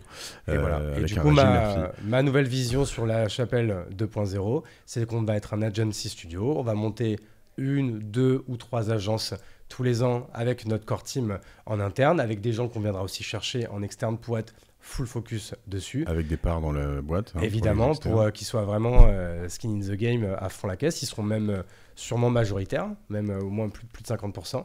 Et nous, on apportera tout ce qu'on sait faire sur cette première année et demie, ou voire 2 premières années, jusqu'à la revente. Et après, avec un focus, c'est il faut que sur les 10 prochaines années, on ait revendu 6 ou 7 boîtes à minimum 1 million, 1,5 million, 2 millions d'euros. Et on ne fera pas une boîte qui fera des dizaines de millions d'euros d'enrichissement, mais qui fera tous les ans un EBITDA à 6 chiffres, à 7 chiffres, etc. Et c'est ce qui nous ira très bien sur le long terme. Les boîtes que je connais qui font ça, ils gardent les founders, les co-founders opérationnels plutôt minoritaires, aux alentours de 30-40%. On m'a parlé d'un modèle comme ça la semaine dernière. Ça dépend combien de temps on prend. Ouais. Et avec deux, ils en prenaient généralement, max, 1 ou 2, avec une nécessité en revanche, pour réussir à la revendre, d'avoir des agences vraiment autonomes. Ça, c'est vraiment la difficulté, c'est que nous, en tout cas chez Cosa Vostra, quand on faisait 2-3 millions d'euros de chiffre d'affaires, il y avait une trop forte dépendance au CEO, en fait. Et c'est aussi pour ça que le move de dire c'est mon associé qui le prend, il y a un moment où c'est pas un dollar, parce que tu as un transfert de culture, de personnalité, de différentes choses comme ça. Mais une fois que tu as réussi à passer la main à une personne, ça devient un objet beaucoup plus... ça devient une entreprise, un objet social différent qui s'est émancipé, si tu veux. Et ça, c'est assez important de le penser, de designer à chaque fois tes entreprises pour qu'elles soient facilement cédables. Parce qu'en fait, la dépendance au fondateur est quelque chose qui peut diviser par 2 la valeur d'une boîte, voire la rendre impossible à vendre. Ouais, non, mais complètement. Bah, tu vois, du coup, ça, on pourra même en reparler tout à l'heure, etc. En fait, de tout ce marché un peu des reventes, parce que c'est vrai que c'était l'un des sujets dont je voulais parler après avec toi, c'est donc Alvo.market. Ouais. Après, si tu veux bien, on peut finir sur la partie podcast. Bon, même si je pense qu'on a déjà quand même donné beaucoup d'éléments sur comment tu l'as monétisé, quels ont été les différents milestones que tu as eu. Moi, il y a peut-être deux éléments en fait qui m'intéressent. C'est en fait à quel moment Génération Do It Yourself, et donc je sais pas d'ailleurs c'est quoi le nom en fait peut-être de la boîte, de l'entité qui gère ta partie podcast. Alors, comme tu en as 2. C'est Stéphanie & Co qui est ma holding, parce que j'ai pas fait de société spécifique. Okay. Donc Stéphanie & Co qui est actionnaire de Padrino, qui est elle-même l'actionnaire majoritaire de Cosa Vostra et des bureaux, Padrino est ton associé à la Villa Maria. Et donc, il y a une succession. Et donc, Stéphanie & Co est le propriétaire du podcast Génération Do It Yourself. Donc, c'est sur cette entité que je facture. Et en fait, à quel moment tu deviens vraiment une véritable entreprise là-dessus ? Moi, j'entends, en fait, c'est quoi devenir une véritable entreprise ? Je pense que c'est le moment où, quand même, tu commences à processer, ou que tu commences à avoir du vrai récurrent en termes de clients, et même le moment où tu commences à te faire aider, à te prendre des gens, parce qu'aujourd'hui, je crois que toi, c'est une équipe de quoi, 2, 3, 4 personnes qui travaillent à plein temps sur ces activités, non ? En équivalent temps plein, c'est en tout cas quasiment 3 personnes, ouais. Puisque en fait sur la vidéo tu rajoutes une personne full time quasiment dès que tu te mets à faire de la vidéo, c'est le montage des épisodes en entier, plus des reels, plus des TikTok, plus des YouTube Short, plus en fait le montage vidéo, c'est vraiment un truc qui prend du temps, et puis mais qui apporte beaucoup quand même en termes de visibilité. Donc c'est un investissement lourd, tu vois, t'es de l'ordre entre 50 et 100 cas par an, hein. Donc voilà, donc la vidéo, c'est à peu près ça. Le coût vidéo sur un podcast hebdomadaire, c'est entre 50 et 100 cas par an, et plutôt plus proche des 100 que des 50. Et après j'ai Clémence, que tu as vu tout à l'heure, qui est ma productrice, qui elle gère, en fait c'est elle la boss de Génération Do It Yourself. Moi je ne suis que l'animateur, j'exagère un peu, mais aujourd'hui c'est quand même son bébé, c'est très important de le noter. Moi je participe beaucoup à la programmation, et toujours pareil, ce que je disais, là où je pense être fort, c'est les inputs, les idées, la strat, l'ambition, tu vois, et de se dire en fait, je sais pas moi, je vais en Israël le mois prochain. Vas-y, on essaye d'avoir Yuval Noah Harari ou Benjamin Netanyahou, en fait. Les couilles, tu vois. Avance, on y va, tu vois. Et puis après, on se regarde. Mais Et puis tant pis, on les a pas, c'est pas grave, tu vois, on a essayé au moins. Et puis une fois de temps en temps, la partie invitée, c'est elle qui gère. En amont, moi je vais avoir des idées, elle va m'en proposer aussi, et puis on a un dialogue, elle va me convaincre sur certaines choses, je vais la convaincre sur d'autres, et voilà. Et après, on a aussi Dauphine qui est là, qui est sur vraiment la prod exé, c'est-à-dire que moi, en tout cas, une fois que l'épisode est tourné, je veux, en tout cas, l'idée c'est que j'ai plus rien à faire sur l'épisode. C'est-à-dire que c'est elle qui va le distribuer, c'est-à-dire qu'après, qui va utiliser en fait tous tes canaux, que ce soit il y a la newsletter, ton compte LinkedIn, ton Insta, ton TikTok, comme tu dis, il y a aussi les YouTube Shorts, etc. Après, voilà, toute la distribution, et donc c'est quoi ce qui se passe après la production d'un épisode. Du coup, pareil, donc c'est géré par les équipes, quoi. Exactement. Avec la partie, donc tout ça est géré par Dauphine. Il y a quelques freelances aussi qui bossent avec nous sur la, tu vois, écoute du podcast, création de texte, tout ce qui va autour, etc. Et puis après, il y a tout l'éclatement de tout ça pour le faire aller partout sur Internet, le rendre visible. Ouais. Tu vois, en un an, on est passé de 0 à, je sais pas, on doit être pas loin de 10 000 abonnés sur YouTube. C'est pas grand-chose, mais ça commence à représenter un truc. 10 000, la barre des 10 000 est importante. Je crois qu'on y sera dans les mois qui viennent. Sur TikTok, paradoxalement, j'ai explosé en un an, et puis tout d'un coup, là, je suis bloqué à 17 700 Ça va, tu te abonnés. fais pas trop insulter sur TikTok? Je regarde pas. Ah non, mais on s'en fout. Tu sais que j'ai regardé une seule fois. Moi, j'ai préparé une agence pour s'en occuper. Ça, je lui ai dit, tiens, testons pendant un mois. Et en vrai, ils ont fait du bon boulot. En un mois, ils m'ont fait monter à je sais plus combien d'écoutes. Ça s'appelle comment ? De quoi l'agence ? Ouais, tu te en fait, ça s'appelle... Putain, merde, tu le mettras dans les liens de l'épisode. Putain, j'ai oublié le nom de l'agence. En fait, moi, j'ai le nom du type, mais je me rappelle plus du nom de l'agence. Putain, ils vont m'en vouloir. Iron Scale, voilà. Et du coup, en fait, ils m'ont mis toutes les vidéos sur TikTok, Insta, etc. Et moi, j'avoue que TikTok, j'y allais jamais. Et un jour, j'y vais. Et je dis, putain, la vache, c'est quoi tout ça, tout ce rouge qui clignote de partout? En fait, il y avait l'une des vidéos qui avait fait plus de 500 000 vues. Ouais, ça, j'en ai fait une ou deux comme ça. Ouais. Et là, j'ai fait la connerie d'aller voir. Il y avait une centaine de commentaires. Et là, mais je me fais insulté, mais de tous les noms, quoi. J'ai fait, ah ok, c'est ça TikTok. Bon, écoute, bonjour, au revoir, je ne reviendrai plus, quoi, tu vois. Donc tu postes même plus ? C'est pas moi qui poste, c'est eux qui le font. Mais ils le font, ils postent. Oui, non, c'est ça, mais il faut pas regarder ça. Ça, en revanche, c'est un parce que ça m'a apporté 2-3 business, tu vois, qui se m'ont dit, je vous ai connu sur TikTok, etc. Je fais, écoute, on va continuer, c'est pas mal et tout. Puis voilà, je pense que de toute façon, il faut donner sa chance. Mais c'est l'école de l'humilité, ça, pour le coup.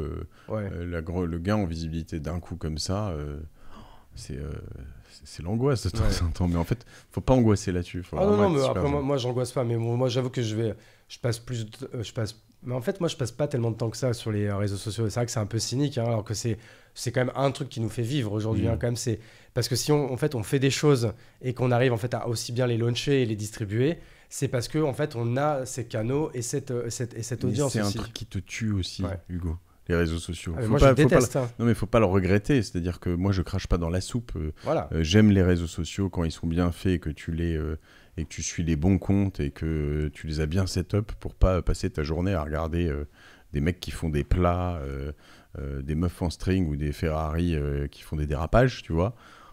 Où vraiment tu perds des points de vie. Moi, j'avoue, c'est que des punta de paddle, mon film. Voilà. Tu vois, donc, moi, j'ai quand même un peu de football. Pas mal de foot aussi, exactement. Mais tu vois, moi, je préfère des trucs plutôt inspirants, des gens où je vais apprendre des choses, etc.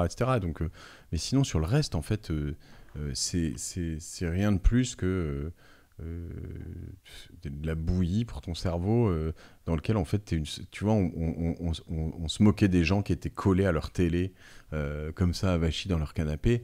En fait aujourd'hui sont les mêmes qui sont comme ça sur leur smartphone. Ouais, c'est pire. Voilà et donc moi j'ai pas honte de dire j'essaye de pas voilà. Et puis en plus tu vois, tu le vois dans tous ceux qui commentent, t'as toute une armée de gens, mais mon Dieu, quoi. Tu vois, t'as envie de dire, mais d'où viennent-ils, franchement? En fait, il y a team A, team B. Moi, je veux juste être dans la team A, des gens qui font, des gens qui agissent, et il y a la team B, des gens qui subissent.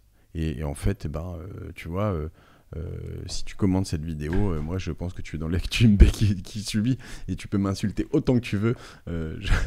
Tu vois, ça ne me passe vraiment tout à fait Oui, là. moi ça va, pareil, en vrai, je me suis juste dit, ah ouais, ok, en fait, je m'attendais pas. Tu sais. Ouais. En fait, limite, j'y étais, j'étais, oh putain, c'est fou, et putain, il y a tous les gens qui commentent et tout. Tu sais, j'y allais presque, putain, c'est cool, les gens, ils ont kiffé et tout.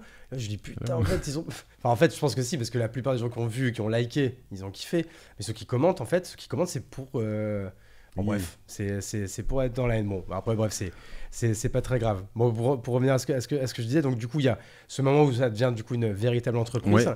Et en fait, à quel moment, du coup, tu passes aussi le step d'après, en co-créant Orso Media. Et pareil, Orso Media, c'est une boîte cofondée par Mathieu Stéphanie ou une boîte cofondée par Cosa Vostra? C'est cofondé par notre startup studio, qui parfois s'appelle Pareto, parfois s'appelle Padrino. L'entité juridique est toujours Padrino, sur laquelle on a créé une dizaine de sociétés en 10 ans. Et en fait, c'est venu j'avais cette idée en tête depuis assez longtemps où je savais que j'avais un skill particulier dans le podcast game qui était la monétisation. J'avais compris certaines choses par les notions de confiance, de fidélité, d'engagement envers mes partenaires, de transparence envers mes auditeurs, tu vois, toujours dire quand je suis payé, tu le sais, quoi. Ça, c'est un sponsor, je suis payé. Jamais j'ai laissé quelqu'un, on me l'a proposé plein de fois, hein, mais me payer pour passer sur mon podcast. Ouais. 15 000 euros, 20 000 euros, 30 000 euros. Quand quelqu'un me propose 30 000 euros, que tu gagnes quasiment pas d'argent sur ton podcast, mais juste pour être invité, je veux dire, il y a un moment, tu te dis... Moi, j'y réfléchirais, franchement. Moi, j'y ai réfléchi. Et je me suis dit, en fait, non, tu sais quoi, c'est vraiment ce moment où tu bascules du mauvais côté, quoi. C'est le côté obscur. Moi, je veux pas basculer du côté obscur. Ouais, c'est en fait, moi j'avoue que moi je pense honnêtement que je serais tenté de dire oui, parce que c'est quand même une somme. Mais t'as raison, ce serait peut-être une mauvaise décision parce que ce serait une décision court-termiste. Exactement. Et tu bascules du côté obscur quand tu fais ça. Et tu perds, mais en fait, c'est vraiment, moi je parle de confiance, mais c'est tout ce que je travaille depuis des années maintenant. En fait, tu perds de la confiance. Quand tu as un mec qui arrive, qui est le directeur général adjoint d'une filiale d'un groupe suisse, chinois, américain, ou le directeur marketing, alors que tu reçois que des entrepreneurs, etc., et qu'on te dit... déjà, ce serait chelou, déjà, ça pue la même merde si c'est un une peu, belle quoi. marque de luxe ou de machin, etc., on va te regarder, on va te dire, mais il a craqué ou quoi? Qu'est-ce qui se fait? Pourquoi? Je comprends pas, ça n'a aucun rapport avec son truc. Et en plus, quand dans l'épisode, tu oses pas lui demander des trucs piquants comme tu le fais à chaque fois, parce que en fait, tu sais que tu es payé pour ça et que machin, et ben les gens tu vas casser un truc dans ta relation avec tes auditeurs. Et donc là, je me suis dit, non, c'est pas possible. Le seul truc où à un moment j'ai hésité à transiger et je ne l'ai pas fait, c'est de dire ok, je le fais, mais à ce moment-là, c'est toutes mes conditions d'interview ou d'échange, donc je fais ce que je veux, et deux, donc vous n'avez pas de final cut, etc., je fais ce que je veux, et deux, c'est dit clairement, cet épisode est un épisode rémunéré.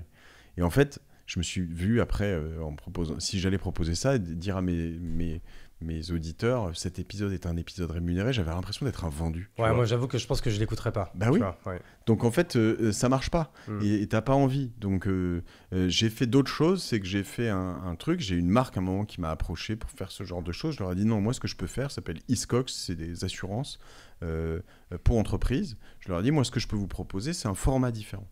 Je vais faire un format avec des jeunes qui ont créé leur marque il y a moins de 2 ans. Il a fait 6 épisodes. C'était à l'époque, ça me semblait énorme. J'avais dû vendre ça 20 ou 25 000 euros les 6 épisodes, tu vois, ce qui est énorme en soi. Et c'était quoi? C'est une autre marque ou c'était Non, c'est dans le flux de Génération Do It Yourself. Ah oui, okay. Il y avait j'avais fait des épisodes hors série, en partenariat avec Hiscox, mais j'invitais qui je voulais. Moi, j'aurais proposé un concept que je voulais faire et que mes auditeurs demandaient. Ils me disaient, c'est dommage, tu fais que venir des vieux, des machins, des trucs. Fais venir des gens plus jeunes. Raconte ce que c'est la création d'entreprise quand t'es au début. Alors pas forcément quand t'as 26 ans, parce qu'il y en avait des plus âgés. Raconte ce que c'est que de devenir aventurier quand t'es tout jeune, etc. Et donc, c'est un super format, je suis content. Je l'aurais pas fait tout seul. Hiscox était content parce que ça correspondait à la prise de risque. La valeur qu'on voulait transmettre, c'était la prise de risque. Et quand tu as une prise de risque, tu dois avoir une assurance. Tu vois, c'est juste... Ouais. Sympa, ouais. Comme quand j'ai une marque de voiture, je te disais tout à l'heure, qui vient me voir et qui me dit... je voudrais que tu dises que ma voiture est bien. Je leur dis, non, parce que c'est pas un truc réel. En revanche, ce que je suis prêt à faire, je l'ai proposé, pour l'instant on l'a jamais fait, mais c'est enregistrer dans sa voiture, tu vois, et dire, tiens, j'emmène un invité, je fais je sais pas moi, un Paris-Chartres, on va dormir dans un super truc, ou on va faire un run, ou on va à Deauville, et puis je sais pas quoi, on dort, on fait l'aller-retour dans la voiture, dans laquelle je vais dire, bon, bah, on enregistre cet épisode dans la 5008. J'ai déjà vu James Saleh, tu vois, James Saleh, celui qui a monté le Podspace à Paris, qui est également un YouTuber, podcasteur, etc. D'ailleurs qu'on embrasse, qui va bientôt être papa, etc. Et bah lui, il a fait à un moment donné ce concept-là. En plus, je pense qu'il n'était même pas payé par Tesla, mais en fait, il enregistrait en fait ses podcasts, filmés, etc. Dans la Tesla, il se baladait dans Paname et tout, et il faisait son truc comme ça, quoi. Et tu vois, tu peux créer un instant différent dans lequel la marque trouve son espace, etc. Donc voilà. Et donc comme on était bon, moi j'étais assez bon sur la monétisation de ces podcasts, j'en avais vendu quand même déjà pas mal, et je traînais avec, on a des groupes de podcasteurs en ligne, le Gant des Mutants, enfin il y a différents groupes avec souvent assez gros podcasteurs parce qu'en fait on était les premiers, et je voyais qu'ils beaucoup galéraient, et donc je me suis dit attends, moi je peux les représenter, mais j'ai pas le temps, tu vois, je peux pas monter ce business tout seul. Et un jour je parle à Christopher, j'étais là juste à côté rue Jouffroy d'Aban, dans le 17e. Christopher, on peut dire du coup qui est ton associé d'Orso Media, donc. Et qui du coup à l'époque il était chez BFM, non? Il était patron de BFM Business et de 01net, et il est à la fois journaliste, créateur de contenu et très business, donc vraiment la personne parfaite. Et puis il me dit, comme souvent, il me pitch un peu une idée, etc. Moi j'avais ce truc en tête, puis je l'écoute, et au croisement de la rue de Lévis, je pense, où est-ce qu'on était, je lui dis non mais attends, c'est pas ça qu'il faut qu'on fasse, Chris, il faut que tu viennes faire ça, c'est exactement ça, t'aimes les podcasts, t'aimes les contenus, tu sais monétiser, t'es là-dedans depuis toujours, mec, plaque tout, rejoins-moi, tu vois. Et en échange de quoi, bon, ça s'est défini après, mais moi, je m'engage à te donner l'exclusivité de la commercialisation de tous mes podcasts, et tous ceux de Cosa Vostra et tout ça, pendant 5 ans.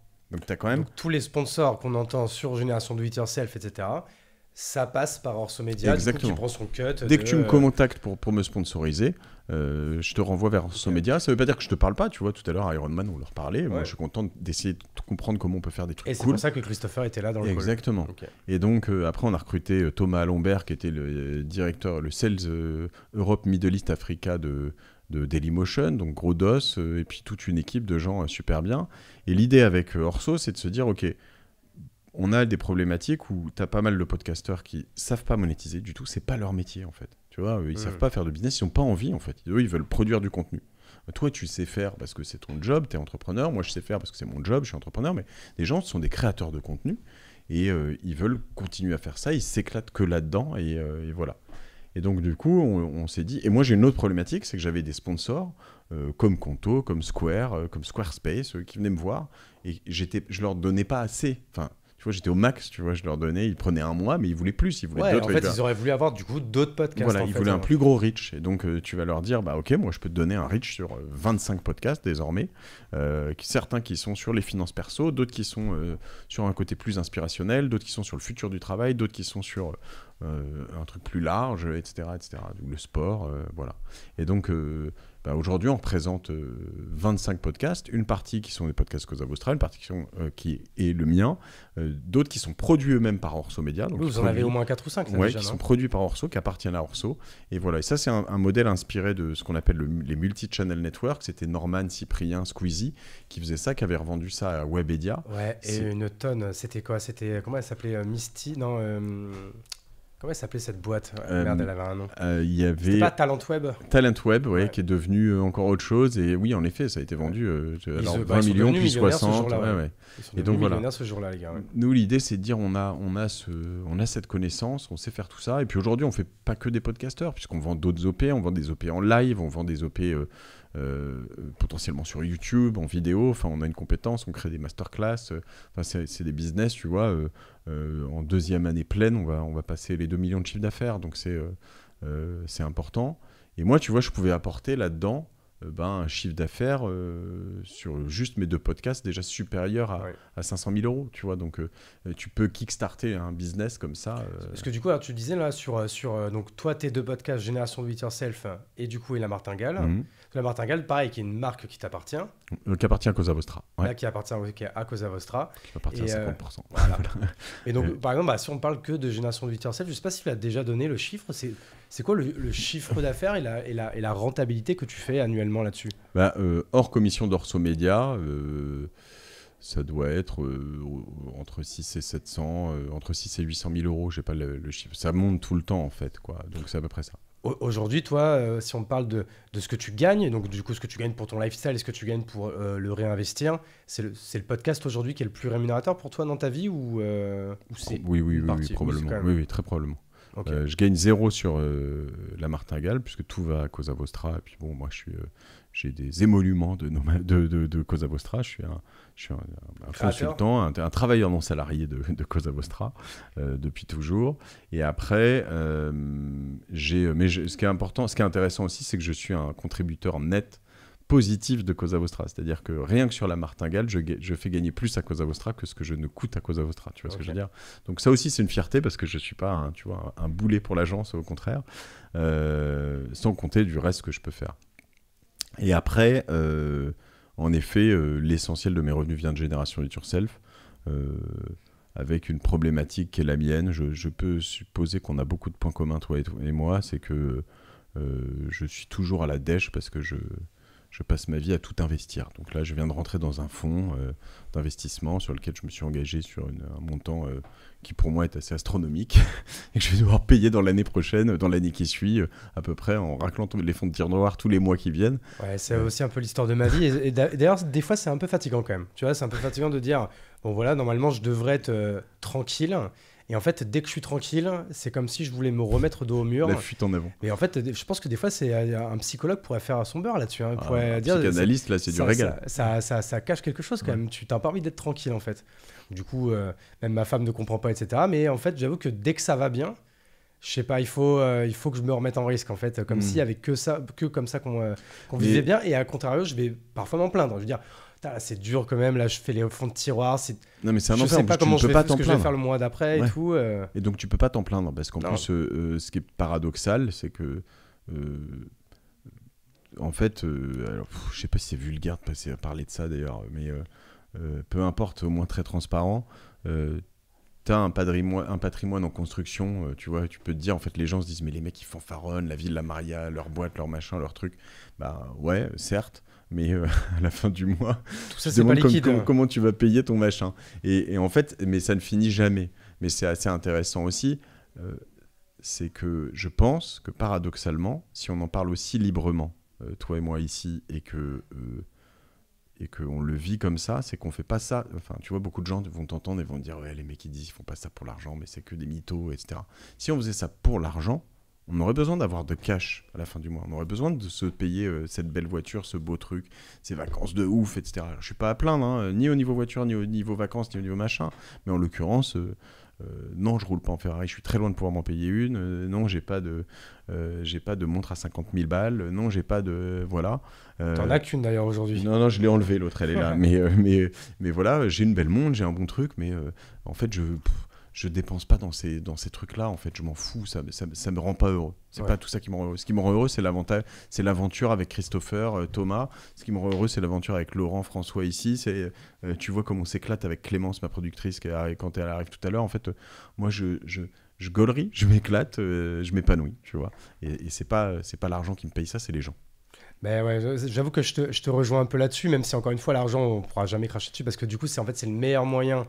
Du coup, pour revenir en fait au premier mot que tu as donné dans ce podcast, c'est « je suis un aventurier ». Et du coup, en fait, c'est l'argent nous permet de rentrer dans des aventures. Parce qu'en fait, c'est vrai que plus ça va, plus on a envie d'aller dans des aventures qui sont de plus en plus risquées, mais de plus en plus grosses, de plus en plus passionnantes, qui demandent des tickets d'entrée beaucoup plus grands. Moi, je sais que souvent, je m'engage dans une aventure avant même d'avoir l'argent.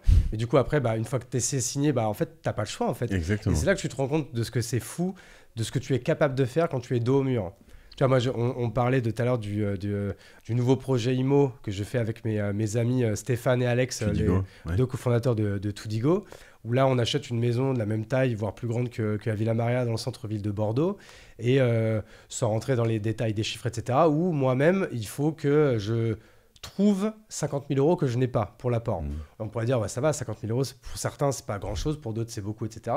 Moi, il s'avère qu'en fait, là, à ce moment-là, j'avais zéro liquidité parce que j'avais tout mis dans des startups, dans mes boîtes, dans la nouvelle maison que je m'étais achetée, etc. Donc, encore une fois, je vais pas me plaindre. Je le fais pour me payer des choses, etc. Mais là, en fait, c'était 50 000 euros. Je pensais que j'avais 2 mois pour les trouver. Et là, en fait, le notaire me dit, ah non, non, il faut faire le virement dans 10 jours. Quel enfer. Et là, en Ça m'est 10 arrivé jours, tellement il de fallait fois. trouver 50 000 euros. Alors, par contre, j'ai mis toute mon énergie pendant 10 jours pour avoir ces 50 000 euros. Et le pire, c'est que je les ai eus, quoi. Et c'est là que tu te dis, ok, des fois, quand j'ai l'impression d'être bon, en fait, ça veut dire qu'en fait, t'es jamais à fond, quoi. Parce que tu peux toujours faire mieux, en fait. Mais pour ça, il faut avoir un flingue sur la tempe, en fait, quoi. Combien de fois j'ai raclé mes cryptos, mes actions, mes comptes d'épargne de précaution, etc. Mais c'est un enfer, tu vois, où je me retrouve Bon.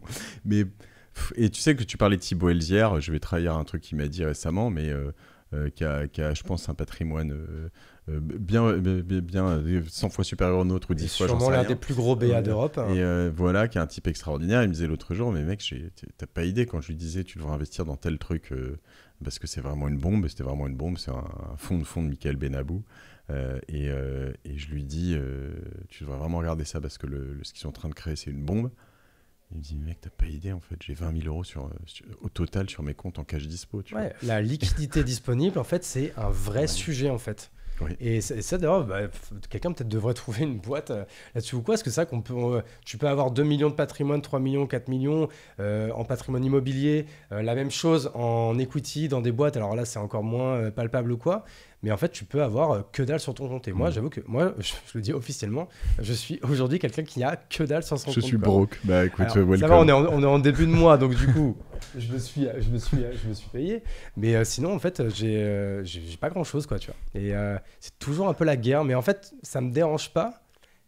Il y a quand même un petit côté de moi aussi que ça dérange. Des fois, j'aimerais être un peu plus tranquille, quoi, tu vois. Non, moi, ce que j'aimerais, je vais te dire, c'est plus, là, c'est très personnel, mais c'est être net contributeur. Quand ta femme est salariée ? Ouais, on est tous les entrepreneurs. Ok, donc moi, les salariés, j'aimerais être net contributeur de trucs un peu plus, tu vois, de temps en temps, de me dire, ok, ça, je le prends, ça, je le fais. Ça m'arrive. Ça veut dire quoi, net contributeur ? C'est que c'est moi qui vais payer toutes les vacances et de se dire, ok, tu sais quoi, vas-y, What Mill, cette fois-ci, les vacances. En fait, tu vois, j'ai réalisé que sur des trucs très perso, des choses qui me rendaient heureuse sont les vacances avec mes enfants et ma femme, tu vois. Et en fait, des vacances avec tes enfants et ta femme, moi, j'ai une fille qui a maintenant 11 ans. Faut te dire que j'ai l'impression qu'elle est née hier, hein. J'ai plus que 7 ans avec elle de vacances, 7 ou 8 ans. J'en ai pas beaucoup, en fait. Ouais, c'est clair que vu comme ça... ouais. Donc, des vacances, what the fuck, des souvenirs de ouf que tu veux leur te créer avec eux, des trucs où tu veux que ce soit un truc dans leur vie qui les marque à jamais. Ben voilà, et ça tu peux pas le payer avec une boîte, tu vois, tu peux pas le mettre en de frais, quoi. Et donc ben il y a des moments où je me dis j'aimerais bien là-dessus il va falloir que je change et assez vite parce que c'est pas dans 5 ans qu'il faut que je me réveille, tu vois. J'aimerais pouvoir me dire là pour le coup je me fais je sais pas, c'est pas forcément des vacances, moi je rêve pas de yacht et de machin, hein. J'ai déjà fait l'année dernière un truc cool avec ma femme, je crois qu'on a à peu près partagé, mais on s'est fait juste j'allais dire Indonésie, Malaisie, 3 semaines, parcours de ouf, mais sans se retenir sur rien, et puis on fait autant de la jungle dans des cabanes à la con que des hôtels de ouf. C'est merveilleux, et ça j'aimerais bien pouvoir me dire ok, tu sais quoi, là-dessus tu comptes plus.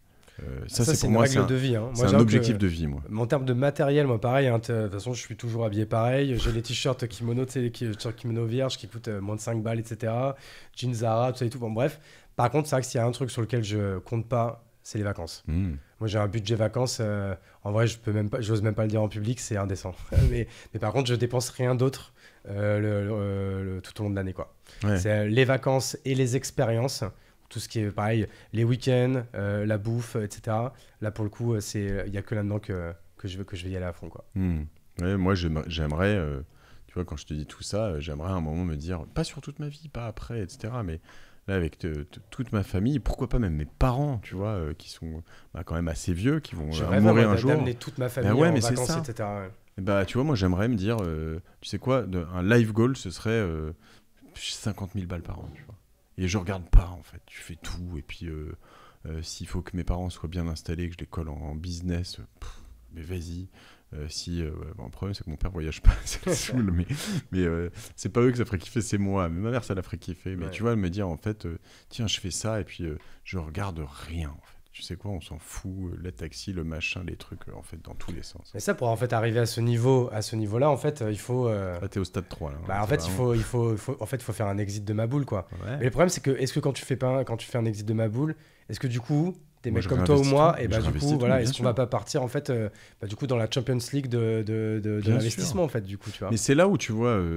Je pense que des mecs comme Bernard Tapie, la série Tapie, je sais pas si tu l'as regardé, ou des mecs, j'en connais un mec qui est venu sur mon podcast qui s'appelle David Salabi, que j'adore vraiment, quand mon partenaire, mais j'adore ce mec, il est smart, il est sympa, il est doux, mais tellement intelligent, et puis il donne du temps, etc. Tu vois, je kiffe ce mec, mais comme Michael Benabou d'ailleurs, dans le même univers. Mais Salabi, il me dit, c'est un peu ce que tu me disais tout à l'heure, sauf que toi c'est sur les invests, mais il me dit au niveau perso je vis au-dessus de mes moyens, comme ça me force à gagner plus. Moi aussi je vis clairement au-dessus de mes moyens en perso. Moi je vis pas en perso, je vis pas au-dessus de mes moyens. Mais je suis jamais à découvert, mais quand même je fais toujours quand même en sorte de vivre un petit peu au-dessus. Donc là moi c'est quoi, c'est investissement compris, tu vois. Je vais toujours dire oui avant d'avoir, tu vois. Moi je vis je suis un peu, je sais pas, je vis pas assez au-dessus de mes moyens à mon goût en tout cas. Il faudrait. Moi, je vois des gens là qui nous regardent. J'ai l'impression qu'on est à Thoiry et que c'est peut-être au rendez-vous d'après, non ? Non, peut-être que j'avais dit que je lâcherais la salle après. On est mercredi ? Non, on n'est pas mercredi. On est mardi. Écoute, mais je crois qu'on est complètement mardi, ouais. Ouais, non, mais écoute, c'est pas grave. Ils viendront nous chercher. Et puis il y a d'autres salles dispo, je sais pas. Tu veux que je demande ? Je sais pas, c'est juste pour pas aller. Attends, oui, il y a la salle, mais mince alors. Je savais pas. T'as la salle, Lina ? Okay. Et l'autre, elle est pas libre là ? Non, elles sont pas libres les deux. Ok. Non, mais on va conclure. On va vous laisser la pièce quand même. Pardon. Non, bah écoute, du coup, ça nous force à conclure de manière un peu brute, mais en tout cas, moi j'ai trop kiffé l'échange. Je sais pas combien de temps ça a duré. Je sais pas. On a démarré à quelle heure ? 16h15 1h38, ouais. 1h38, écoute, on est sur un bon échange. Et en vrai, j'avoue qu'on aurait pu continuer encore très longtemps là-dessus. Donc, tu vois, comme quoi je voulais faire du moins long que toi. Mais en fait, si je ne m'arrêtais pas, je pense que je pourrais discuter pendant 3 heures avec chacun de mes invités. En tout cas, merci à toi. Merci Hugo. Et il faut juste dire bien aux gens qui écoutent là, qui sont arrivés jusqu'au bout... si vous n'avez pas aimé, vous avez vraiment un gros problème parce que faut pas rester jusqu'au, faut pas vous infliger. À la rigueur, allez m'insulter sur TikTok, mais laissez-moi sur les autres plateformes tranquille, s'il vous plaît. Voilà, vous infligez pas des choses comme ça, mais c'est ok, c'est pas grave. Si vous avez aimé, surtout, faut partager. C'est ça qui fait la diff, parce que je l'ai pas dit tout à l'heure, mais c'est des partages même sur WhatsApp, juste à 2-3 personnes, mais des passages avec juste un petit contexte pour dire voilà, tu devrais écouter ça parce que les deux Gus ils racontent des trucs finalement pas idiots ou voilà, et partager sur LinkedIn ou sur TikTok si vous voulez, voilà. Mais c'est, je pense, le truc si vous voulez aider Hugo au début, voilà, et puis vous abonner évidemment sur Spotify. C'est ça, c'est s'abonner, et une fois qu'ils ont écouté aussi, ils peuvent mettre une notation, note. Les notes. C'est quoi en fait les deux principaux, c'est quoi ? C'est Spotify et Apple Podcast, je suppose. Et alors c'est marrant parce que ça déchange totalement d'un podcast à l'autre, y compris sur mes podcasts. C'est-à-dire que moi j'ai Génération It Yourself qui est full Apple, genre 80% des moi je t'écoute sur Spotify, tu vois, 70 ou 80% en tout cas et sur La Martingale je suis qu'à 30% sur Apple, tu vois. Ouais, c'est marrant ça. Tu utilises quoi ? Tu utilises Ocha là pour Ocha, c'est une super plateforme. J'ai tout un dispositif, un truc tu vois, sur comment je produis mes podcasts, tout le matériel et tout. Je te donnerai les liens, mais sur Génération It Yourself j'explique tout, et Ocha je le recommande vraiment en début de parcours. Après moi je suis sur une plateforme française qui s'appelle AudioMeans, qui est très bien mais qui est beaucoup plus cher. Donc pour commencer là, Ocha, moi c'est bien quand même. En fait nous c'est très bien. Après si tu viens chez Orso Média, le jour où tu viendras on te placera sur AudioMeans. La raison pour laquelle on utilise ça, c'est que justement ça te permet de faire du multiplateforme, ça te permet, c'est vraiment un truc de pro en fait, pour faire du truc très lourd. Et quand tu pars dans les tours et que tu commences à faire beaucoup d'audience, donc beaucoup d'audience sur un podcast pour bien le monétiser, chez nous c'est à peu près 50 000 écoutes par mois. Là, tu vois, tu arrives sur des CPM où, en l'occurrence, par rapport au CPM que je te disais tout à l'heure, tu vas être à 4 500 € à peu près de monétisation, moins les 30% pour Alvo, il t'en reste 3 000. Ça commence à être intéressant, mensuel. Pour ça, donc il faut faire 50 000 écoutes, entre 2 et toutes 3 000 plateformes lettres. comprises. Ouais, exactement. Okay. Entre 2 et 3 000 €, tu feras, c'est selon le... Mais par contre, après, Orso Média, ils mettent à disposition le studio gratuitement pour... Pas pour toujours, le studio, normalement c'est toi qui produis, donc tu te débrouilles, oui, mais tu eux ils continues de t'accompagnent produire, sur la contractualisation, Ok. et puis surtout ils t'apportent, tu vois, l'idée c'est de dire, ok, tu vois, je sais pas moi, ton podcast, très vite, si moi j'ai des sponsors qui veulent venir chez toi, mais en revanche, si toi tu peux aussi rémunérer si certains de tes sponsors vont chez d'autres podcasteurs. Ok. Tu vois. Donc en l'occurrence, apporter, c'est vraiment un jeu, un game qu'on fait tous ensemble. Bon, on aura l'occasion du coup Ouais. d'en reparler. Alors moi, j'ai juste un regret, c'est qu'on n'a pas parlé de Alvo.market. Ouais. Bon, écoute, tant pis. En tout cas, j'incite les gens aussi quand même à aller regarder. C'est quand même un Ouais. sacré business du reprenariat. Moi, quelque chose qui m'intéresse beaucoup. Donc, écoute, ce sera peut-être l'occasion d'un futur podcast ou quoi. Mais t'en parles dans d'autres. Donc, à la rigueur, c'est pas grave, en deux mais, mots, ce que je peux te dire là-dessus, c'est qu'il y a deux choses intéressantes là-dessus. C'est qu'il y a un business de gens comme toi qui vont vendre, et c'est des nouveaux, et ça existe aux États-Unis, des gens qui créent des business pour les vendre vite, Ouais. qui savent faire le 0 to 1, et qui savent vendre des business de temps en temps sur lesquels ils ont bossé 4 mois, 6 mois, 1 an, à 50 000, 100 000, 200 000 €. Tu vois. Donc ça, c'est possible. Donc il y a un business de je suis un créateur de business. Si tu crées un business et que tous les ans tu arrives à vendre un business à 200 000 €, 300 000 €, tu peux bien vivre. ouais, c'est pas Et mal. de l'autre côté, il y a des gens qui savent pas créer de business mais qui savent les reprendre. Et ça, c'est vraiment reprendre un business. Pour beaucoup, c'est beaucoup plus facile. Pour beaucoup de gens qui ont 30, 35, 40, 45 ans. Et surtout, c'est plus intelligent parce que tu perds pas le temps des premières années. Acheter un business à 300 000 €, c'est potentiellement beaucoup plus intelligent que d'acheter un appart à 300 000 €. Oui. Parce que tu vas acheter un business, tu vas le multiplier par 10 en 5 ans, tu vas le passer de 300 000 à 3 millions. Et là, tu auras gagné du vrai argent. Sur ton appart, si tu l'achètes 300 000 et que tu le vends 370 000, en 10 ans, tu auras gagné 7 000 € par an. Exactement. Ouais. Voilà. Ok, non mais en plus... Alvo.market. Alvo.market, en plus, moi j'y pense parce que de plus en plus je vais avoir envie d'aller là-dessus sur des business rapides comme je sais faire, etc. pour pouvoir les revendre au bout d'1 an, 2 ans, 3 ans, etc. Donc on aura l'occasion d'en reparler. Moi je pense que j'en reparlerai sur mes différents contenus sur LinkedIn, sur la newsletter ou autre. Et si tu t'abonnes, tu verras que il y aura des business que tu voudras racheter aussi. Parce que nous, le premier business qui était à vendre sur Alvo, c'était la newsletter Magma. Ah oui, et que on l'a vous racheté. avez racheté. Ouais. avec on a parlé tout à l'heure avec Christopher. Ouais. Ok, bah écoute, en tout cas, merci beaucoup encore. Merci. Merci en plus pour l'accueil, là, parce que là, on est encore une fois chez Orso Média, dans vos bureaux, Orso Média, Cosa Vostra, etc. J'ai enregistré tout à l'heure avec Olivier dans le studio d'Orso. Qui est très beau aussi. Et là, on est dans les tiens, etc. Ouais. Donc, très bel accueil. Je vais également remercier mon sponsor, Shine, qui m'a fait confiance avant même que j'ai enregistré une seule minute et tout. Donc, c'est quand même assez cool parce que franchement, ils ont financé tout ce que ça m'a coûté, Toi, etc. tu l'as vendu comme ça, c'est très bien. Voilà. Vois, ouais. Et tu vois, encore une fois, donc, je remercie Juliette qui travaille chez Shine là-dessus, qui est adorable et qui me fait une entière confiance. Merci aux auditeurs qui ont écouté jusque-là. Merci encore, Matt. Et ciao, à bientôt. À bientôt, salut.